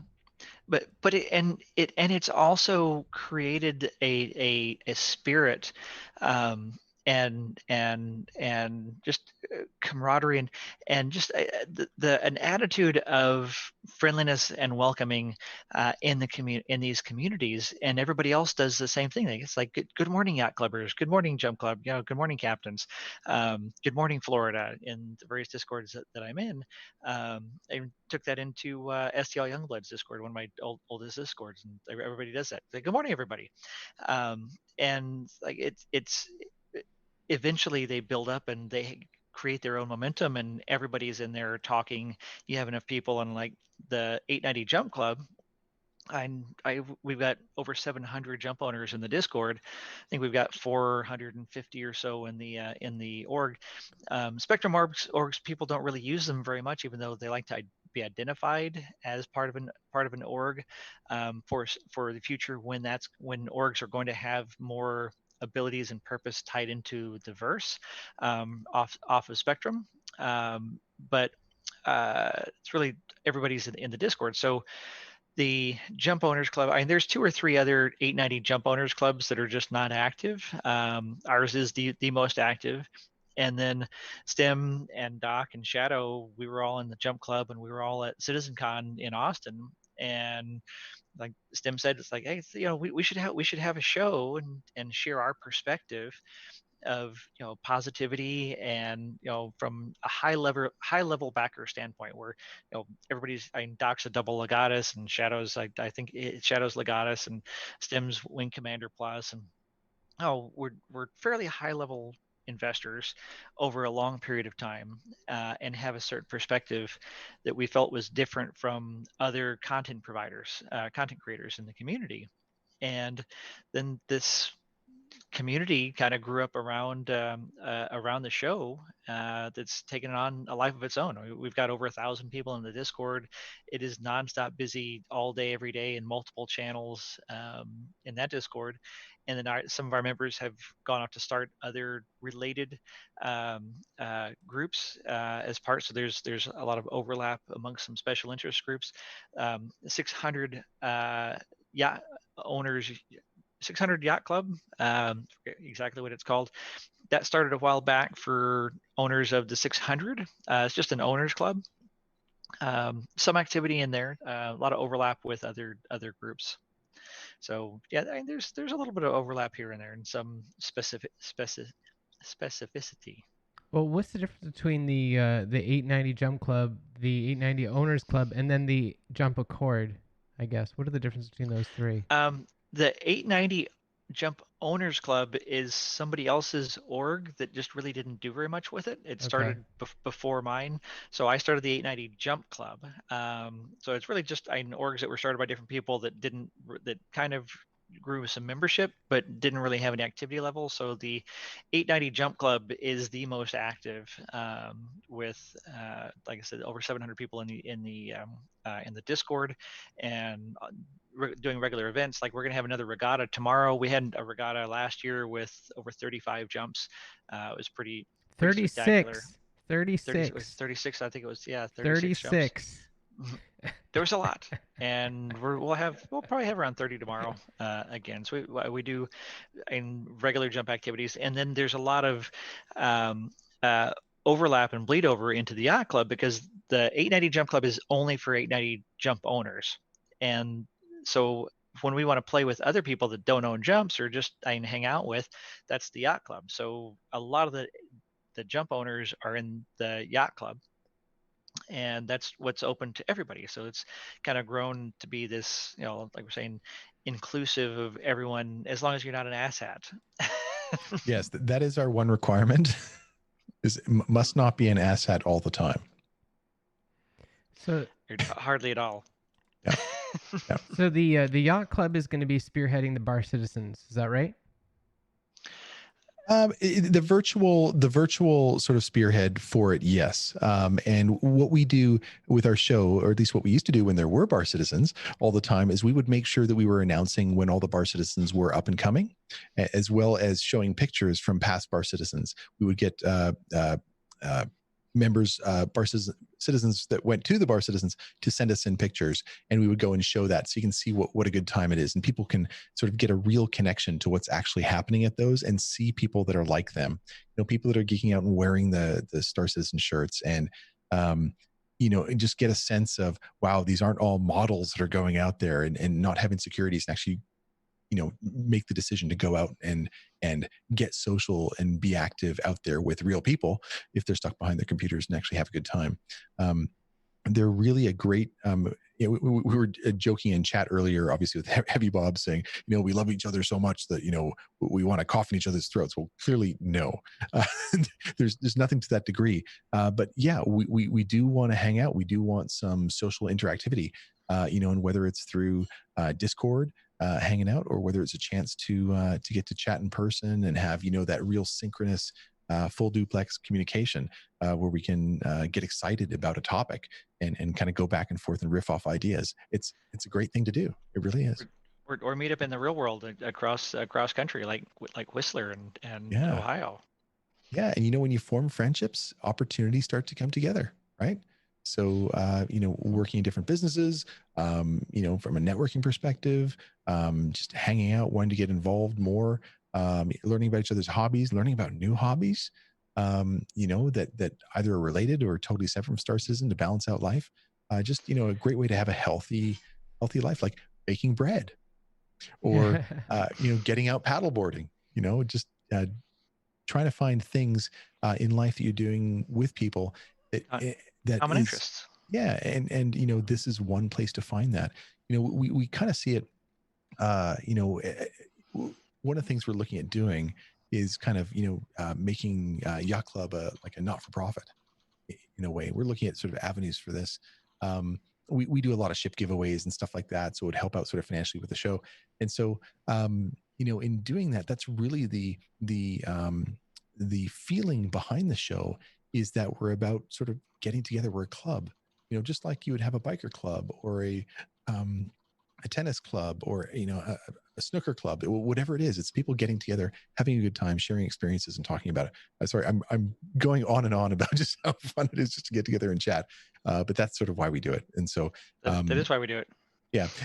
And to kind of answer your question, are we spearheading and running Bar Citizen? Well, I think, first of all, it's more of a question for Jordan to answer, and I kind of jumped in on it, but I don't think there is I don't think there's a real organizational structure for Bar Citizen, outside of the fact that Jordan has just sort of stepped up and helped all of the independent Bar Citizen organizers come together, have a voice, and be able to communicate together. And so, so the Yacht Club is just really the way of evangelizing that voice, and spurring people to go and join and be part of that community. Earlier, Stim, you showed off the Yacht Club coin, and Oh I yeah. couldn't change the camera because Jorunn was talking. But if you No, want, of yeah, course. stick her up Yeah. there. Have a little look see. So Quite that's the Yacht impressive. Club Challenge coin from this year. This is our first one. It's actually last year that we did it, the first one. We're going to do another one pretty soon. And if you have a look at that, it says guns down, drinks up. So when you get into the Yacht Club, first thing you do is you put away your weapon. You're there to have a good time with whoever you're playing with. If you have gripes with somebody else in that channel, you let them go. Right. Yeah, we're kind of the non-combat folks. They tend to gravitate to the Yacht Club. Even That's though a good point. people may do combat elsewhere, but we tend to be a The lot of the Care Care Bears, as Bears we of call it. yeah, a lot of the Care Bears of the verse, people who like to do we get a lot of people who do a lot of cargo hauling, mining, exploration. People do those kind of Care Bear activities. Yeah, the And more of the industrial and exploration sort of side of yeah, things. Yeah. yeah, and we joke about the whole Care Bear thing, but yeah, it's the we may do a little combat here and there for fun on the side, but primarily into more of the you want to and have some kind of business or exploration in the verse, or like Chuck was saying, he's going to have a Vulcan, and Vulcan's going to be an amazing ship for repair and Yeah. refueling and rearming. That's going to be great. Those support services, things like that. We were talking earlier, but it's like, well, what are all the different non-combat? I mean, there's so many different careers for refueling, rearming, repairing, exploration, um, sharing data, data running. He likes his Herald. The Mercury is coming out. That's going to be a data runner and cargo hauler, and yeah, and data running is going to be a big career. So many things to do in the verse. That's true. Yeah. I would identify as a Care Bear as well, in case you're already unaware of that. But Yep, I good, just good. do the cargo You, stuff. I hear you do a lot of cargo I stuff. do a lot of cargo stuff. Yeah. I was curious though. Is there a gold 600i club yet? Oh, That is the that's the legat, yeah, Legatus Club. the That's just Legatus the Club, and Gaddis. yeah, I see. yes, there is. So if you're over 25,000 in, and you have the gold 600i executive and the Legatus badge, then you can be invited into the very exclusive Legatus club. And Yes. I was briefly temporarily in there as a visitor to help them organize their first Legatus regatta, and I think they had 8 of those. We were flying around. Geez, That you was think there'd be a more? fun time. Oh no, there were definitely more. I think they've got like 40 people in the Discord, but it was their first time to try to organize something, Yeah. and it was at a weird time. It was at 1 a.m. Eastern on a Friday night, Saturday morning. So I took a long nap before, so I could be up from 1 o'clock in the morning till 4 o'clock in the morning. Like, what a weird time. So I didn't have as many people as they could have, but um, yeah, we've got quite a few legatus in the yacht club Yeah. and, Yeah. and Yeah, the quite jump a club. few. Yeah, well, the jump club, we've got a legatus room. I think we probably have a dozen people or more that are part of that group. I haven't counted them lately, but the 890 jump tends to be the crown jewel of large fleet owners. So I think the average spend in the jump club is probably wing commander $10,000 level. Lots of people that are higher than that. They really they like their ships. Daymar Rally, hey, how's it going? Yeah, good to see Corsair. That's fantastic. Oh, we have Corsair, who's Damar Rally in chat right now. He's going to be on the show in October.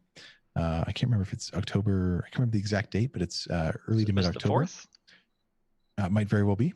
I don't want to disrupt So, the show by going and checking now, but somewhere around there. it's going to be great.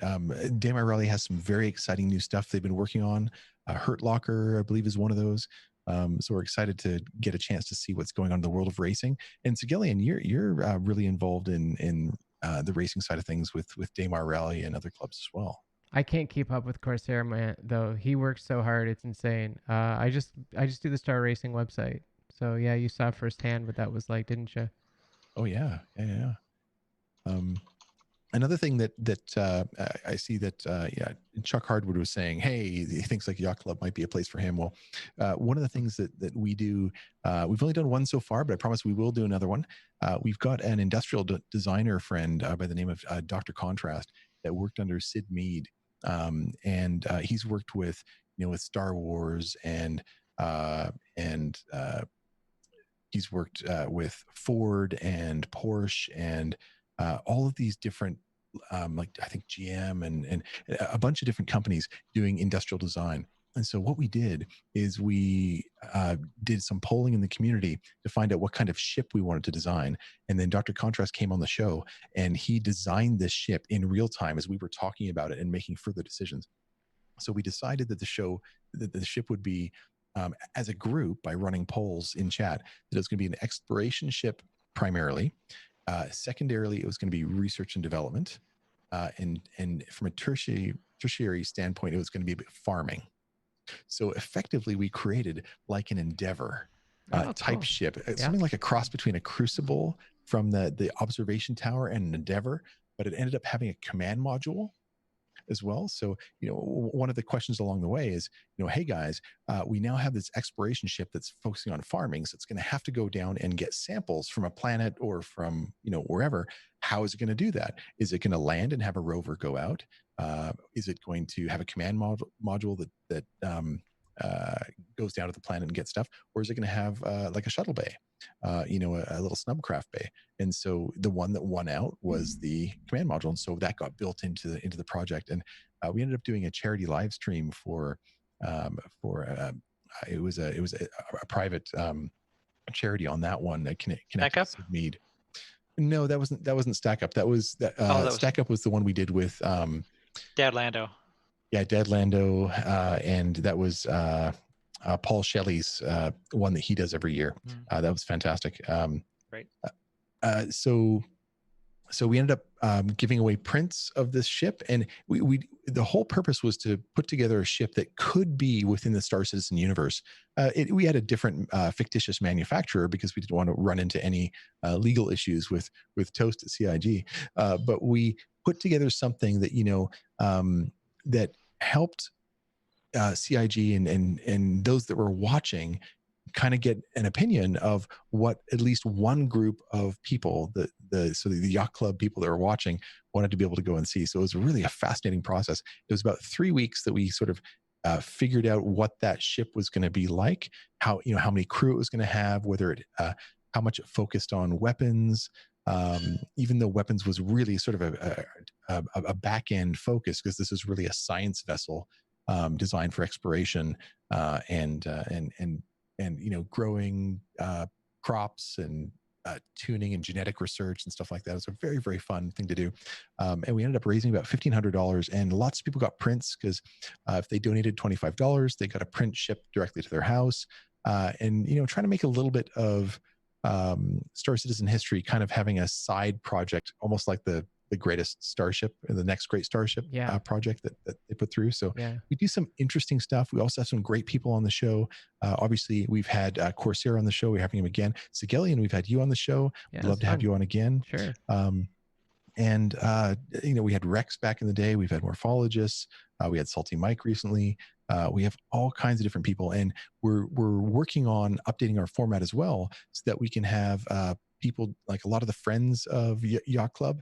Once you've been a guest on the show, you can just jump in and out. So there's 3 hosts of the show right now, and we'd love to have people like yourself, Segellion, just be able to jump in. If you're done your show, you can raid people over and then come and join us. Or if you just happen to be free that night, you can jump in and join. So and then of course the ability for callers to call in. So we're working to make it more communicative and more sharing of ideas, and have anybody be able to come on and just say hi, share an idea, ask a question, and just mingle. So it's lots of fun stuff coming ahead. That's cool. Well, I'm super excited for that.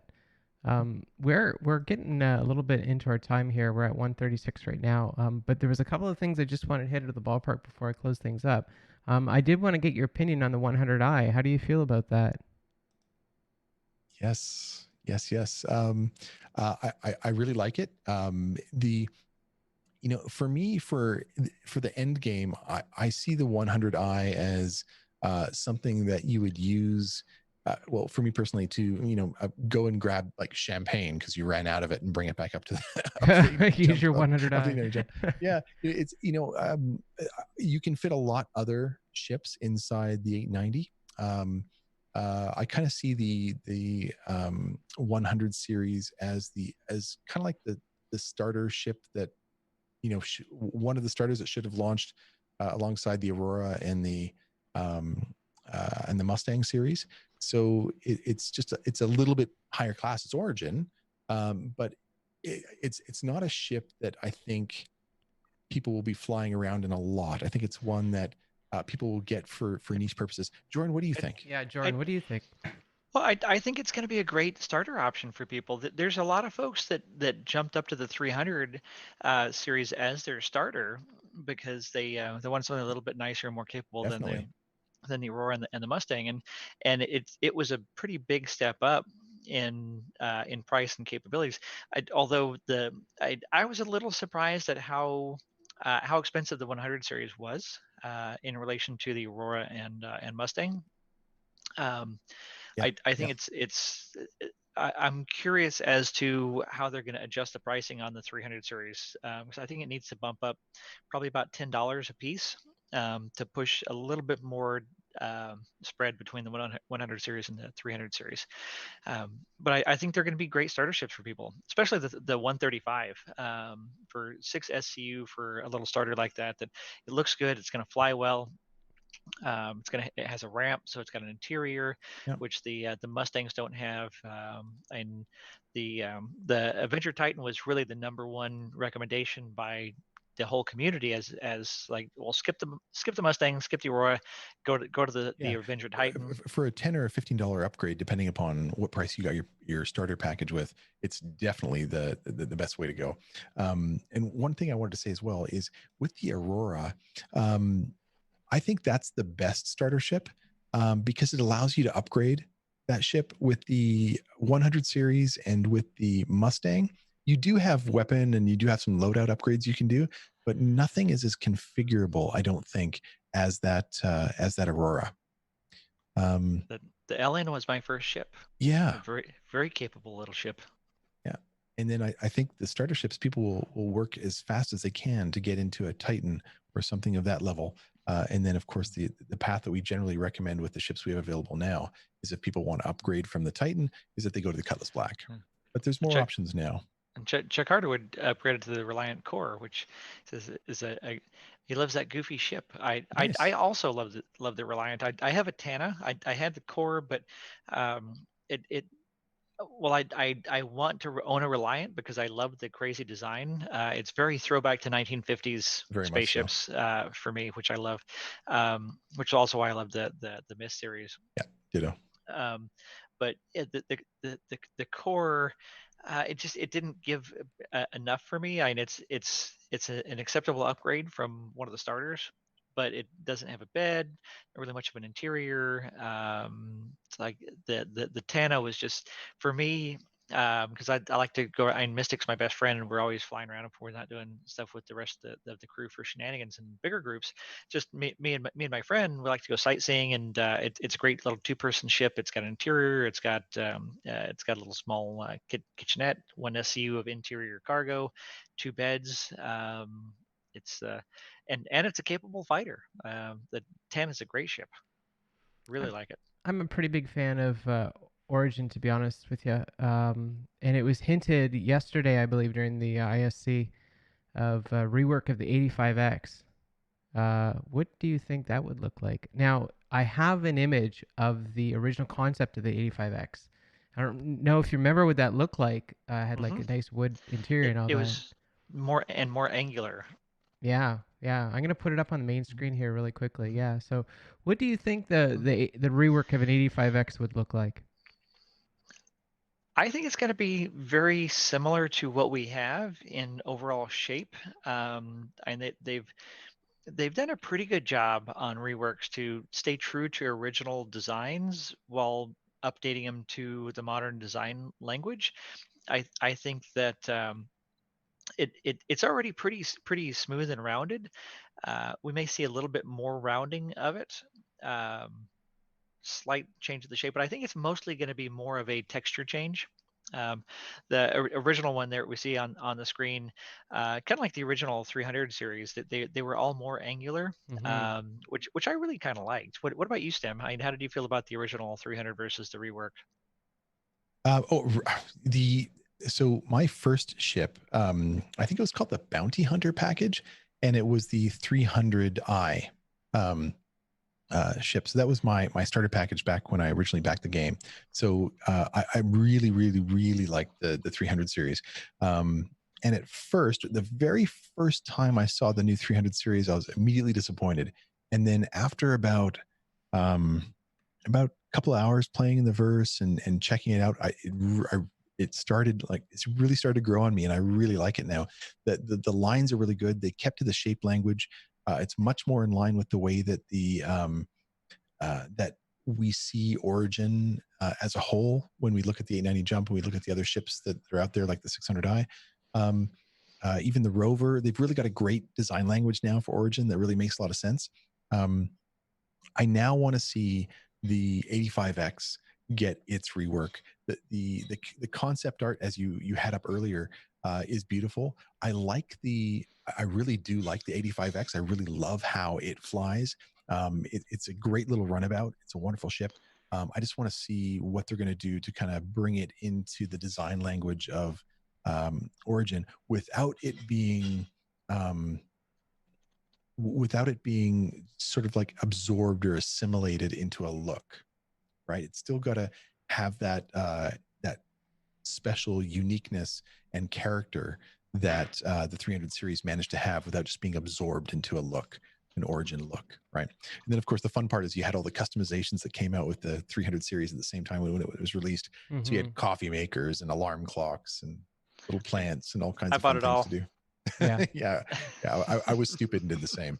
Nothing couldn't stupid about that. That was great. I couldn't Yeah, get well, the it's, I couldn't get the coffee machine because like I just don't enjoy coffee, and I felt dishonest if I were to own a coffee machine in Star Citizen.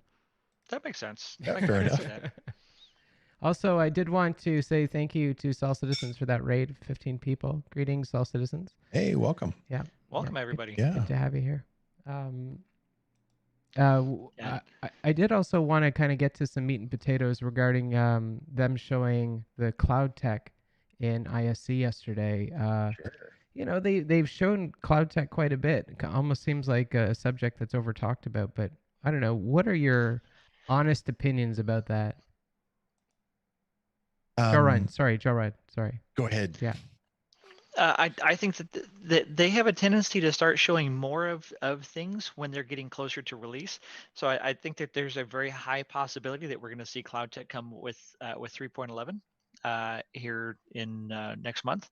I personally can never see too much of any of the good tech. I prefer it to the more or less interesting subjects. I like I'm a space tourist, so everything to do with environments and new places, Mm. and that's what really excites me a lot.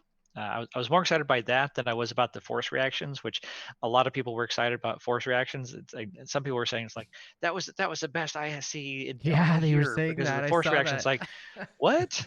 Like, it's like, well, we knew that was coming eventually, and like, all right, it's like, it was cool. All People right. like weird Yeah, things, I guess. Everybody geeks out on different Yeah. stuff, that's totally. right. But That's right. well, and I guess I can see where that is something that increases the immersion of the feeling of realness. And very often when you're in your ships, and there was a thread the other day about taking damage, is that there's no real visceral feeling, and there's not very good visual indicators of when you're being attacked or hit by weapons or missile fire, and the ship doesn't move or anything, or when you crash. So giving you that internal feeling of reaction to something happening to your ship, I can see where that's adds a lot to the immersion. If I can weigh in on this one here Yeah, too. please do. Um, yeah, Got to be critical about it though, because we've seen a lot of gas tech over yeah, I know the we've past. seen a lot about it, but like Jordan was saying, it they show more and more as we get closer to it, and they've been talking about dressing up Stanton or finishing up Stanton, and there's it's not going to happen next patch. It may happen over the next 2-3 patches, but spacescapes are something that we need. And they've been talking about the quantum effects and how they're getting a little bit old, and they want to update the quantum effects. Well, personally, I'd like more subtle quantum effects. I'd like it to be more so that you can actually see the spacescape that you're flying through, and you can see that change in perspective around the different, nebula or particle clouds or gas tech, whatever it is that's in and around the verse. Let's remember that the way that the ships are going to be fueled is based upon picking up different gases, right? So the 100 series, one of the unique things about them is they have that it's called air. I can't remember what the acronym is, but it's effectively they can use different types of gases as opposed to a ship that when you have a module to use to pick up fuel, not quantum fuel rather, but just like just regular thruster fuel. Hydrogen. Hydrogen, yeah. Well, it's hydrogen by default now, but it may very well be, radon or xenon or whatever that you can also run on. And so you'll have to pick up a component that works on one of those gases. And so one of the things that the 100i can do, and hopefully that system makes it out to other vehicles, and for a while there, they were saying that the freelancer Dur can do that as well. And I'm not sure what the status of that is, but you'll be able to dump the fuel that you have and pick up a new one, and you could use multiple types. And I'm sure it'll be component dependent, which is kind of exciting as well. But you know, we'll see tier one implementation of it where it probably has nothing to do with it. Will probably still be using hydro fuel, and you won't be scooping it or doing anything like that. It'll just accumulate as it does now. But there's a lot more gameplay to come with that. And I think people get hung up with seeing the same thing. I also think that, we've got to give CIG a little bit of slack because, they didn't shut down. They moved home. It happens to be a discipline where you can do things remotely. You can do Skype, but it's not quite the same as having people in the same meeting. So Yeah. development is going to slow down. They have said that it isn't affecting them at all, but I mean, let's be realistic. It is going to be affecting them. Yeah. And CIG is getting a lot better at it, especially with Xylo, Tyler Witkin, kind of running the community communication. They're getting a lot better over time. I think one of the areas that they can improve is just being a little bit more realistic with how things are coming about in terms of their development sprints. From a are they kind of suffering due to COVID, that kind of thing. But I really like the movements that are coming in the new roadmap. So without getting into the new roadmap, it's really about how if they're showing that tech, it's coming into the verse, and each time we've seen that tech, it's been a little bit different. So the first time we saw it, it was really just about the shape and how they took the polys, the general shape, and they made it kind of work. This last time, we had a lot more of the assets. So I think it's been 3 times. The first time was about the general shapes. The second time was more about the lighting. And so even though they were using the gas clouds, I think it was less about the gas tech and more about the lighting when they were talking about in those gas clouds. And then now they were talking more about the structures and the gameplay and sort of passing through it. So yeah, I hear where you're coming from. I wouldn't get too hung up about it. But yeah, I mean, I'd love to see them. I'd love to see them add more stuff. I mean, the sprint reports, I want to see more data in there, not less. But they also have to show us what's ready. And I also think we have to be cognizant that even though they're doing staggered development, there is a team pushing right now on Squadron 42. Squadron 42 was slated for release the end of this year before COVID. Beta, yeah, sorry, beta by the end of this year before COVID. So have they changed resources? Have they been balancing out resources there? I don't know. As to that, I think that was just really another mismanagement of expectations, that they never really should have said that. As someone who's following the development on a daily basis with Microscope, Squadron 42 is dependent on most everything that we have in the persistent universe, and we can see all the things that are going to be in Squadron 42 that we have in the persistent universe that are not ready yet. AI behaviors, ship components, physicalized damage, physicalized inventory, the damage meshes, and a lot of things with the ships, flight balancing, combat balancing, the missile work, all these things. If it's not working perfectly well in the persistent universe, it's not ready yet for Squadron 42. So while they continue to work on things and refine things in Squadron 42, the real tech base is being tested in the persistent universe, and until it's ready, they're not going to release Squadron 42. So, and that's really your measuring stick. If you're following the project as we do, we don't need a roadmap. We know, how and where are they with this stuff. We may not know how much more they have to go, but we have a fairly good picture of what's needed, and where we are. So I don't see Squadron 42 being ready before the second quarter of next year to go to beta at with what we have now, and knowing how long it's taking and how long it's going to take to get those other really critical items out there. I think that's very realistic to not see it before then. Who knows? We might get it second quarter. We might get it third quarter.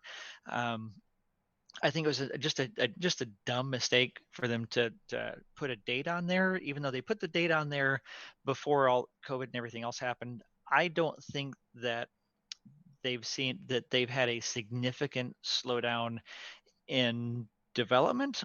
I think it's really just more of the same. As they get to new things, they realize, like, okay, well, this isn't ready. We've got to do this, and it's very difficult for them to timeline things beyond the immediate horizon. And I'm looking forward to the new roadmap where they're going to show all the things that they're working on. And I think the community is going to be very surprised by the sheer massive amount of projects that they're working on simultaneously. Mm. Um, and like I think, as I said before, a lot of people came in, is that, a lot of people are impatient. A lot of people think that it's not going very fast, but it's really, compared to every other project out there that's playable, that the speed of development is just incredibly fast and breakneck, that we're getting Mhm. so many patches, so many changes. They're continually iterating, they're continually releasing new content, new tech, improving the tools, refining tools. um, and as somebody who follows things, looking at the bigger picture, playing it almost every single day, I'm very happy with the pace of development. I wish that we'd get there faster, but somebody said in one of the discords the other day that it's very much like, um, wanting your 7-year-old to be Doogie Howser, or like or Elon Musk, and yelling at them on Reddit and Spectrum. It's like, you have to be like Elon Musk, like right now. It's like, okay, well, uh, Right meow. that Yeah.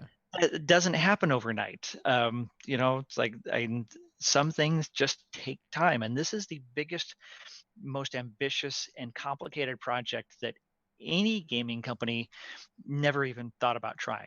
And it's just ridiculous. We were joking in the Jump Club, this morning. So we're talking about some other projects. It's like, what game studio would buy into this? It's like, okay, well, we want to create this massive thing, and we need an infinite amount of money, and we don't know how long it's going to take. And then 10 years later, it's like, how's it coming? It's like, well, we're making really good progress. Like, it's going to take a while. It's Yeah, and we still have No one would have. iCache and item persistence, the grander item persistence to come through. So we've got a lot of, we've got a few core pillars that still need to come. Even though, Chris Roberts had mentioned the four core pillars, and we're at sort of 2 of 4. As they break those down, we're making good pace, but it's going to take time. Yeah. Yeah. But and as to the cloud tech, if you go back and you look at the first cloud tech that we saw with the coil in, the vertical slice for Squadron 42 Yes. in December of 2017, so that's almost 3 years ago. If you look at that tech compared to the tech now, it looks completely different. I mean, they may look like big amorphous space gas clouds, but they look incredibly better. And if you were to go back and look at each iteration of when we've seen it, and the improvements in the appearance, and what we saw yesterday was that yesterday? Um, Yeah. Yes. Yeah. Yeah. was Yeah, I mean, it was like, it looks really spectacular. And when you see the scale of these things, and they're going to have to look good up close flying through them, and when you're, a million kilometers away from them and flying up to them at the scale, I mean, they're larger than I was going to say Jupiter, larger than Hurston. um, and that's really an incredible feat to work at those scales, and have that the lighting. I'm super excited for them. I really am. From my perspective, the company that I work for, like my full-time job, we have 10 times the amount of staff that CIG has, and I wish we could release features as quickly as CIG. So I think CIG is doing a fine job, just based on what I see in the industry. That's Yeah, and there's no other game company that's putting out as much content as fast. Like, Yeah. look at Elite Dangerous. They're finally thinking about getting space legs next year with a very, very minimal, um, capabilities, after how many years that people have been wanting it. And they release one patch a year, or is it Is that right? I don't play Elite every Dangerous. thereabouts? And then World of Warcraft releases one patch every 2 years. I remember that one. Yeah. Yeah. Mhm. One thing I wanted to get to here, because Corsair had asked in chat, is if we've talked about the 890 Jump Club IRL. We've talked about the Yacht Club IRL get together, but not the 890. Is there? That's a different one. Yeah, because it all started with the 890 Jump Club, and in CitizenCon Austin Yep. in 2018, we had, I think, over 30 members of the Jump Club were there. We were all wearing our shirts. We were probably one of the most well represented orgs at CitizenCon. It was pretty impressive, and we had a pretty good group picture of everybody. I, I I can get a picture of that. Throw that up in chat here in a minute. But yeah, so we all met there, and that's where Stim and Doc and Shadow and I first met, and everybody else that was able to make it from the Jump Club. And then the following February, was it?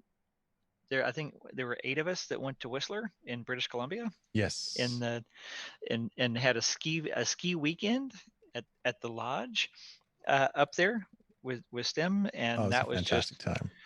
That was just an incredible real life event. And then at somewhere in the midsummer, a few of us, well, I mostly the Yacht Club show went to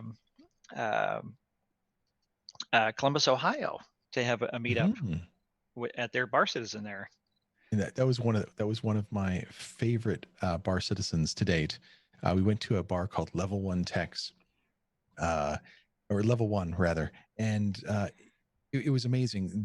So there's pinball machines, and there's consoles, and there's stand-up arcades, and you're drinking, you're going to the bar, you're having a great time. And we had Dr. Drones up on the big screen, and he was doing a charity stream, and we were kind of warring back and forth, donating into into the stream. And he was having a great time talking, and then we took pictures and sent it in. Then he was showing pictures up on the screen, up on his stream, which was on the big screen. And so people in the bar started coming up to us and kind of standing to get in this show. So we had almost everybody in the bar standing there, with having pictures come through. So it was just an amazing night, with great people, and having a lot of fun. And this is the kind of thing that can happen with these Bar Citizens, and just getting together and having a great time, and kind of uniting as geeks and having a good time. Yeah. So does the Yacht Club have different get-togethers than the 890 Club? They have the same get-togethers. You got to see Yacht Club as being a little bit different, right? So Yacht Club is for everybody. Absolutely everybody. You don't have to have a special ship. You just have to love the project, the Star Citizen project. And we've had many people say, "Oh, do you have to have an 890? Do you have to have an 890 to join the Yacht Club?" I was like, no. It was born out of the initial organizers of Yacht Club, and Jorunn, myself, Shadowkin, and Dr. Murray. We met each other in the 890 Jump Club, but it's because we shared the passion for the project. And so anybody can come in. You have a starter ship. You don't even have an account, but you're following for some reason the project. You belong, and are welcome to meet people in the Yacht Club and hang out in the Discord and have a good time. The 890 Jump Club, it's required that you have an 890, and that is simply because you wouldn't go to a motorcycle club if you didn't have a motorcycle, right? So it's for people to be able to talk about those kinds of things. As far as the physical IRL get-togethers go, I don't think there's ever been an 890 Jump Club get-together that wasn't based around a CitizenCon, just because. Yeah, and we have one really great member, Rumpel, that puts together the jerseys for us. And between Jorunn, who's sort of united the community, Rumpel doing the jerseys, and then other people that come together to do challenge coins, or just to make it a great time, whether they're volunteering at the event, or just are working extra hard to make sort of things happen. We get together as a group, and we do it. So it's everyone contributing to make it a good time. And that's kind of the same ethos that we're trying to bring in for Yacht Club as well. So if I wanted to go to the regatta tomorrow, would I join the Yacht Club or would I join the 890 Club? Um, did you pay cash for your 890? Or is that Uh, an in-game purchase? yeah, no, it was definitely a cash purchase. Yeah. Yeah, if you paid cash and you own an 890, then you should be in the Jump Club. Absolutely. Yeah. Right, but so it's the event tomorrow, the regattas that you guys fly. It's specifically just for 890 jump owners. So yacht club people can't Yeah, go to true. that. We may have a couple of guests that come along, but we're going to be pretty maxed out in the server with 890 jump owners. Okay. And Yeah. So it's server we also limitations. we also have Ooh, Oh man, that pretty keys is cards. not working on that. Oh, they yeah, it's look like so cool too. Damn. Well, if you got a yeah, picture of it, oh, I can put the picture up there. Oh, there you go, Stim. Hold on, let me switch over. There you go. There you my go. pictures in. Yeah, that's pretty sweet. Yeah. So what is this you're showing us right now? So These are the Jump Club cards. yeah, so these were created by one of our members to just sort of commemorate being a member of the Jump Club, and they're not super expensive. They're about 40 pounds, which is what, sort of about 80 US 50, dollars, 70, 60, 70, $80. I don't remember US exactly. Yeah. dollars. Oh, $75. Yeah, but they're beautiful ceramic with electrowind It's gold on them for this version. 24 karat gold with a nano ceramic coating. So if you're an 890 Jump Club member, you can buy one of these if you want to. They will be for sale again. These were the original prototypes that came out. He's actually he had a little production snafu, so he's not producing them currently. He's working on getting that fixed. So once he's able to do those, then he will be producing those again. Okay. But we had the great fortune, and Jorunn was the one that got to present them through to Chris Roberts and Sandy Gardner. Yeah. And it was really quite a special moment because we had a bunch of us all dressed up in our 890 jump shirts and presenting these cards, and they loved them. They absolutely loved them. They thought it was some of the best fan made swag that they'd seen, and not just because they're expensive. They're actually done by a Draconos who works in a jewelry store, and he's using jewelry grade equipment to make this happen. He makes trophy plaques and fixes gold watches and makes actual jewelry with his family. So it's just quite an amazing opportunity for someone to come through and put that together for us. Yeah, they're quite special. I remember when they ended up on Reddit, or when someone posted those on Reddit, I was totally blown away. Mm. Hey, you guys did a good job with that.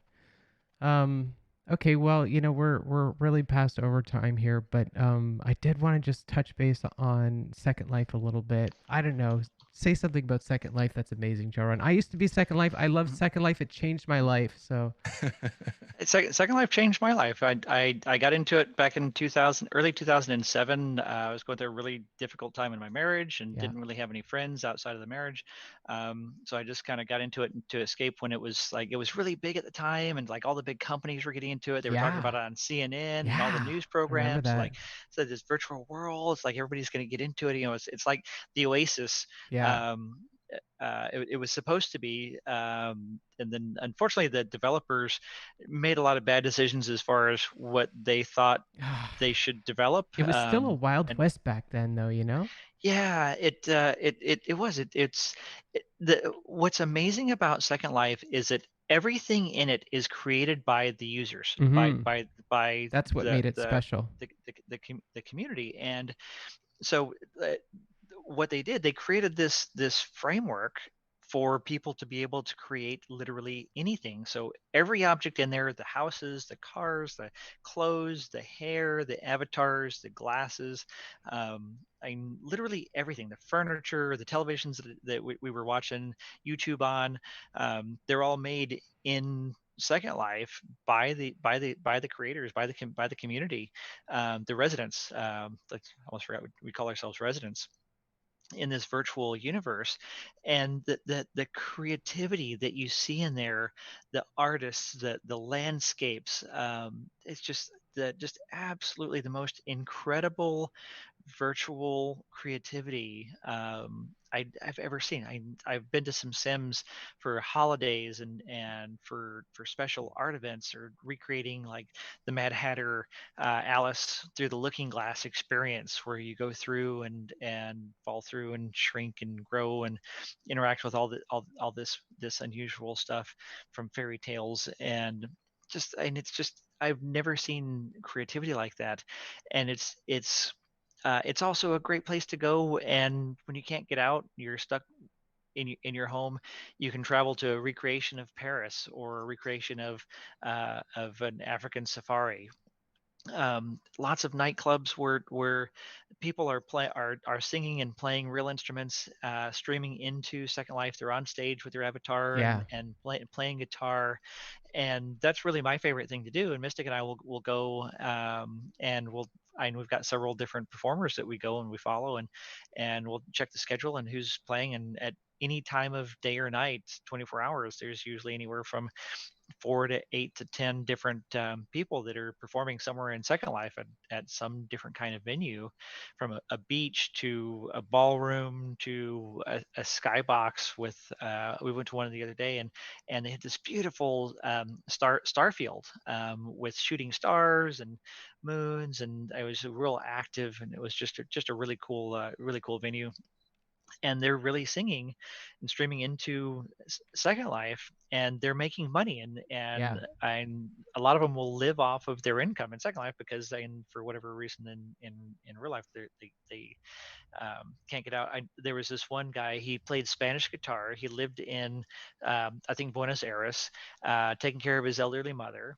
And he played like 5 sets a day, and he made probably maybe $100 a day or something like that. But it That's was pretty enough good. for him to live on. And he played 5 sets a day every day, and just played the most incredible Spanish guitar, and just really amazing experience to escape into. And Chris Roberts has called Star Citizen like kind of like the next Second Life. He's used Second Life many times to refer to Star Citizen Yeah.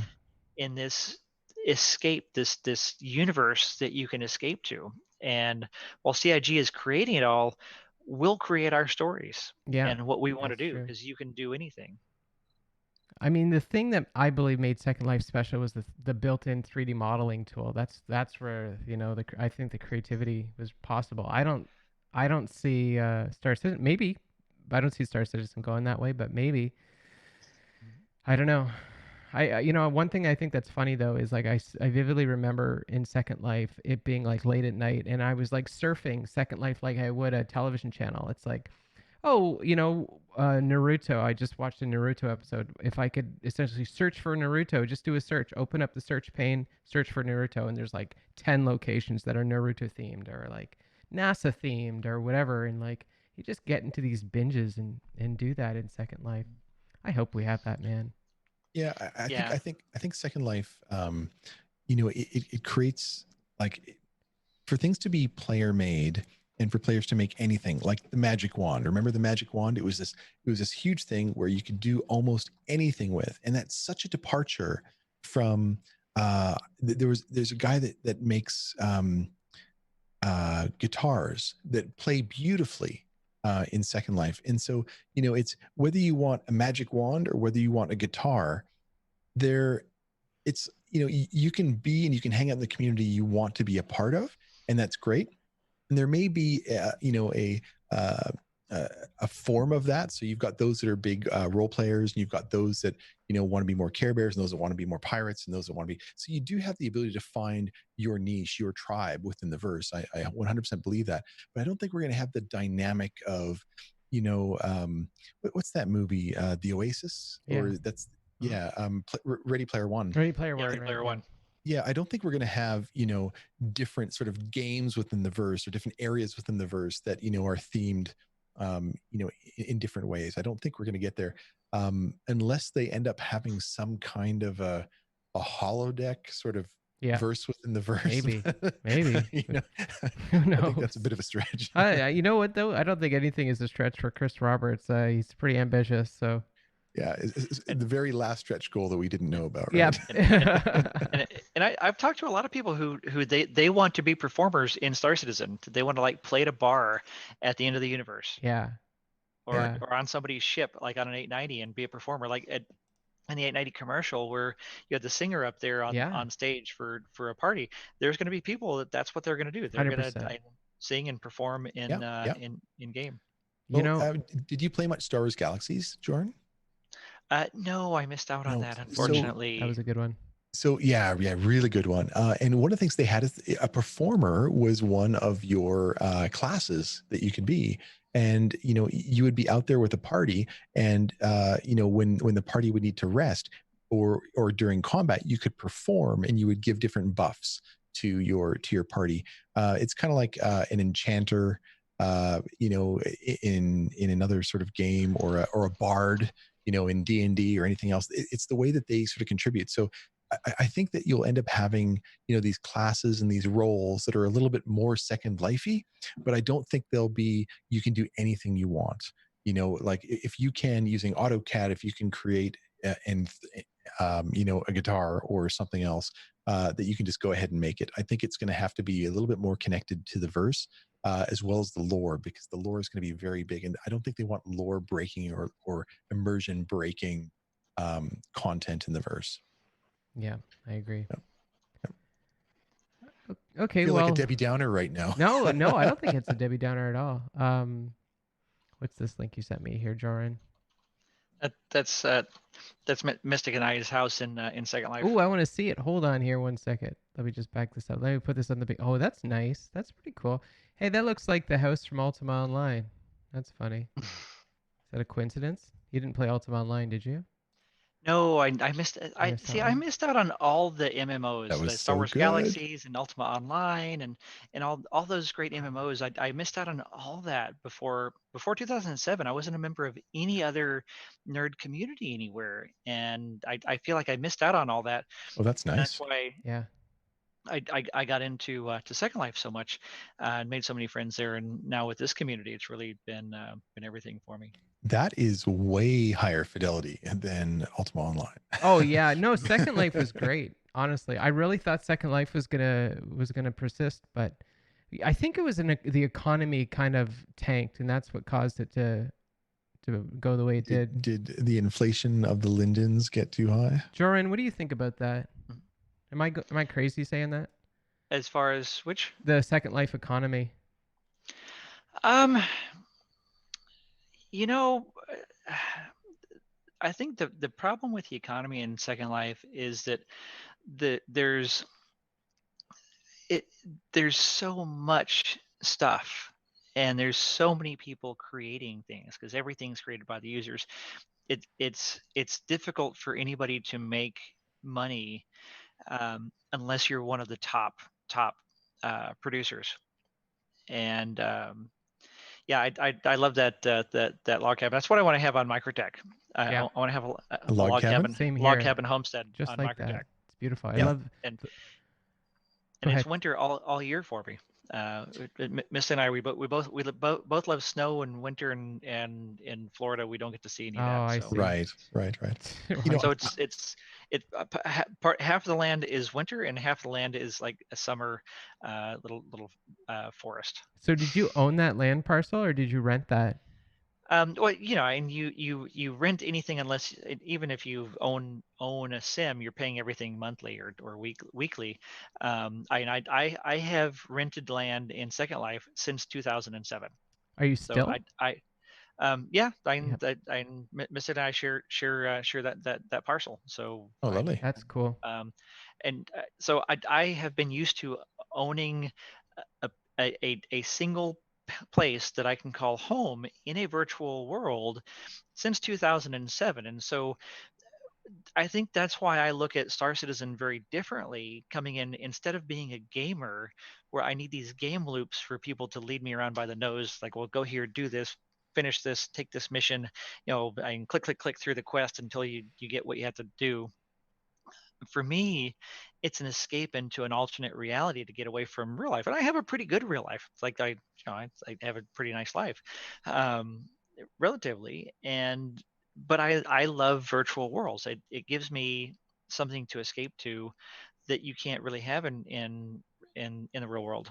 And so when saw the potential in Star Citizen, like of escaping into this universe, that's why I love it. I can't get enough of it. It's absolutely amazing. One thing before we get into the RP stuff there, Sam, I just wanted to mention that I used to work with a woman at the job I have right now. Was in this training group, and there was this woman in this training group. She had to get this job, same job I had, same company, and she was upset because she couldn't no longer survive off her Second Life income. So she joined this company, Aw. and she was bummed because she talked to me. She was like, "Oh, my dance studio or my dance hall or whatever isn't making as Mhm. much money as it used to, and I'm really bummed about that." And it's like, "Oh man, I feel so bad for you." Mhm. you know? Anyways, so just Bam Bam says, "How do you guys feel about the future of immersive RP in the verse? If y'all have time, who wants to take Yeah. it? You want to Um, ask Tim?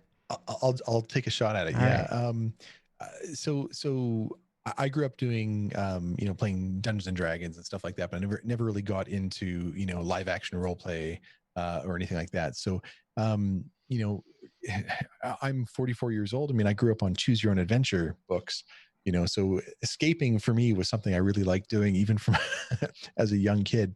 And you get to try on these different personas. I think it's great. I think acting is an amazing skill. I think being able to step out of who you are as an individual and try on different things and have a little bit more of a robust personality and understand, be more confident in your own skin and how you do things. I think that's a really important skill. And you can see a lot of people really kind of get out of their skin and have a good time when they're RPing. So I think there's a place for it. I think there's a lot of people that want to do RP. Personally, within the verse, I'm not a massive fan of doing that because I just want to relax. And I think when you're doing RP, you have to be on all the time. But for those that really like it, I think it's fantastic. And there's enough orgs. At least I see the excitement of it from a lot of people. There's a lot of um, people in the Yacht Club that want to do RP. When it comes out, that actually do RP. There's some streamers that do some RP type stuff. So I think there's going to be a big place for it. How the future is for it, I think you'll still have it be a little bit more niche as you move forward.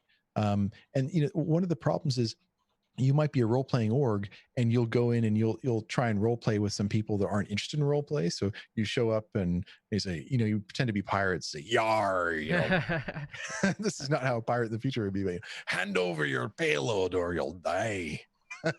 you know, and they don't respond, in kind. And so I think that people have to have a thick skin as well if they're RPing and just have fun with it. And have a great time. So I think it'll be a niche group, but the future of RP it'll live for a long time. I don't think it'll die out. It's people are cosplaying. They're getting into it. There's a it's becoming a more vocal group, especially as the world gets more accepting of how people want to live and who people feel they are uh, in the world. I think that this kind of thing is becoming more accepting as well. So it'll grow, but in terms of share of the rest of the players, I don't think it'll grow too much, but I think it'll persist. Yeah. Yeah, as far as RP, I think RP focused people are going to find other people that are focused on RP. So that there's a lot of orgs, and that they are heavy RP. So if you join Yacht Club or Test or any of these other orgs where they're primarily focused around whatever gameplay or community or whatnot. There's other orgs that they're specifically focused on R, serious RP of various sorts. So just Bam was asking if there's certain servers. I think that'll be a slight challenge for the RPers in that they won't be able to have a segregated area where it's like these are only RP allowed in this area. It's like no non-RP immersion breaking people. Which like in Second Life, there's Sims that like they're only RP Sims. You have to dress up, you have to be in RP, or you're not allowed. In Star Citizen, there won't be any limitations like that. So if you want to really have a lot of RP around you, and you'll have to find an org that's into that. Like Dead Lando's his org is a military RP org. So he's hardcore military RP, a lot of ex-military people, and they want to be military and continue that in space. And I've heard of a lot of other orgs that have similar interests for different themes. I think it's a pretty common theme, at least of the orgs that I'm seeing, anyways. It's like, well, from how I understand it, like Star Citizen itself is just kind of building processes and maybe technology or maybe a framework around role play. Like, do the role play and not even realizing you're role playing, and the military role play fits into that very well. I hope to have more of that in the future. Yeah. Go ahead. Sorry. I think we're all pushing for a single shard, a single Yeah. server that everybody's on. And if the technology ends up getting there, we'll all be very excited about it. But one of the stretch goals that they have is actually to be able to spin up your own server. And if that's the case, then there might very well be RP dedicated servers, which gets around a lot of those issues. I hope not, though. I mean, like, when I used to do, I was a part of a hardcore RP group in Ultima Online, and we were on Feluca. We were on the PvP server, and we did something stupid. We'd die, and we'd just have an explanation by it. Oh, we were killed by criminals. That's the way it is. Get good, right? I also want to mention too, Stim, because you talked about the people who RP as pirates by just like putting on a pirate accent. There was an org in Ultima Online called the Orcs. Well, the Orc Weaver clan. And all they did was they just dressed up like orcs. That was it. That's all you need to do. Sometimes you don't have to go all into RP. And like you said, you always have to be turned on for that. But there's different levels, different skills. I would say though, I try to go in RP with Astropub whenever I can, and it's hard, man. And he's really good at it because he knows the lore. So it's a whole different challenge in itself, and I would encourage everybody to give it a try at least once. So what do you like about RP? What really gets you excited about it? Now, keep in mind, and just keep this between us, okay? Don't tell anybody. But Okay, your secret's safe with me. I'll never tell a soul. I promise. Okay. I've never played D&D before, so I don't really have a certain skill set around RP. The RP that I do know comes from UO specifically. So I enjoy there's a strategy that comes to a conversation, it's kind of like a sales conversation. Like there's a structure behind it, and you have to follow these rules in order to conduct a proper conversation. And although I don't like being a salesman, I really enjoy whatever that challenge is. So I don't know. That Neat. answer? Yeah, neat. Yeah, I like that. All right. Well, I think Great answer. that's about it. I don't know. Is there any more icing on the cake that we might have missed in that span of time? What do you guys think? I think we covered it pretty well. I guess one thing just to mention as far as Yacht Club is concerned is that we've just gone through and rebranded from Yacht Club Star Citizen to Yacht Club Bar Citizen to further reflect just the more bar citizen aspect of things. Other than that, where you can find us is in the Yacht Club Discord, and if we could post that through to chat, that would be great. It just that people can find us if they want to come and hang out. Otherwise, thank you so much for having us on, Segellion. It's really a pleasure to get a chance to chat with you anytime. Let alone getting a chance to be on the show and get exposed to some of the people that you hang out with the most through the night crew. And we look forward to having you on the Yacht Club soon. So that we can just hang out and keep the party going. Totally, man. Yeah, no, it's a privilege having both of you guys on here. So thank you guys so much for taking the time and coming on here. What time is the regatta tomorrow? If anybody out there is interested in maybe joining the 890 Club and participating in the regatta. It is 3 p.m. Eastern, 7 p.m. UTC time. Okay. All right. So you heard it here first, folks. Well, maybe not here first, but it's the second or third time. But go check that out. And this is going to go up on YouTube, so I'll be sure to put links and all that good stuff in the description below. So yeah, thanks again so much, guys. It was a great time. And thanks to all the viewers today. Next week, we're going to have Astropub on the show. So that'll be fun. Yeah, I'm really nervous about that. I'm going to have to do lots of research. Yeah. Oh, he's an amazing guy. You know him well. Oh, I do. And Yeah. and maybe a quick shout out for Astropub. If, for those that you don't know, go check him out. He does he'll stream tomorrow. He also does the Captain's Table tomorrow after that, where he does a show format similar to this, where he talks to people about it and has great people on like myself, like Segellion, like Jorunn, all the time. So you get to meet even more personalities in the verse. Yeah. There are a lot of I can't believe I personalities. said great people like myself. I think I'm okay. I wasn't I actually think on you're the great. captain's table before, so I don't know great much people about like it. that was me RPing. Great people like myself. Good for you to People stay like in that Stim character. citizen character. Talk about yourself in the third person. Right. All right. Well, thanks a lot, guys, and thanks to all the viewers out there. And I hope you guys have a good night. Cheers. Night, Good night, everybody. everybody. Thanks. Good time.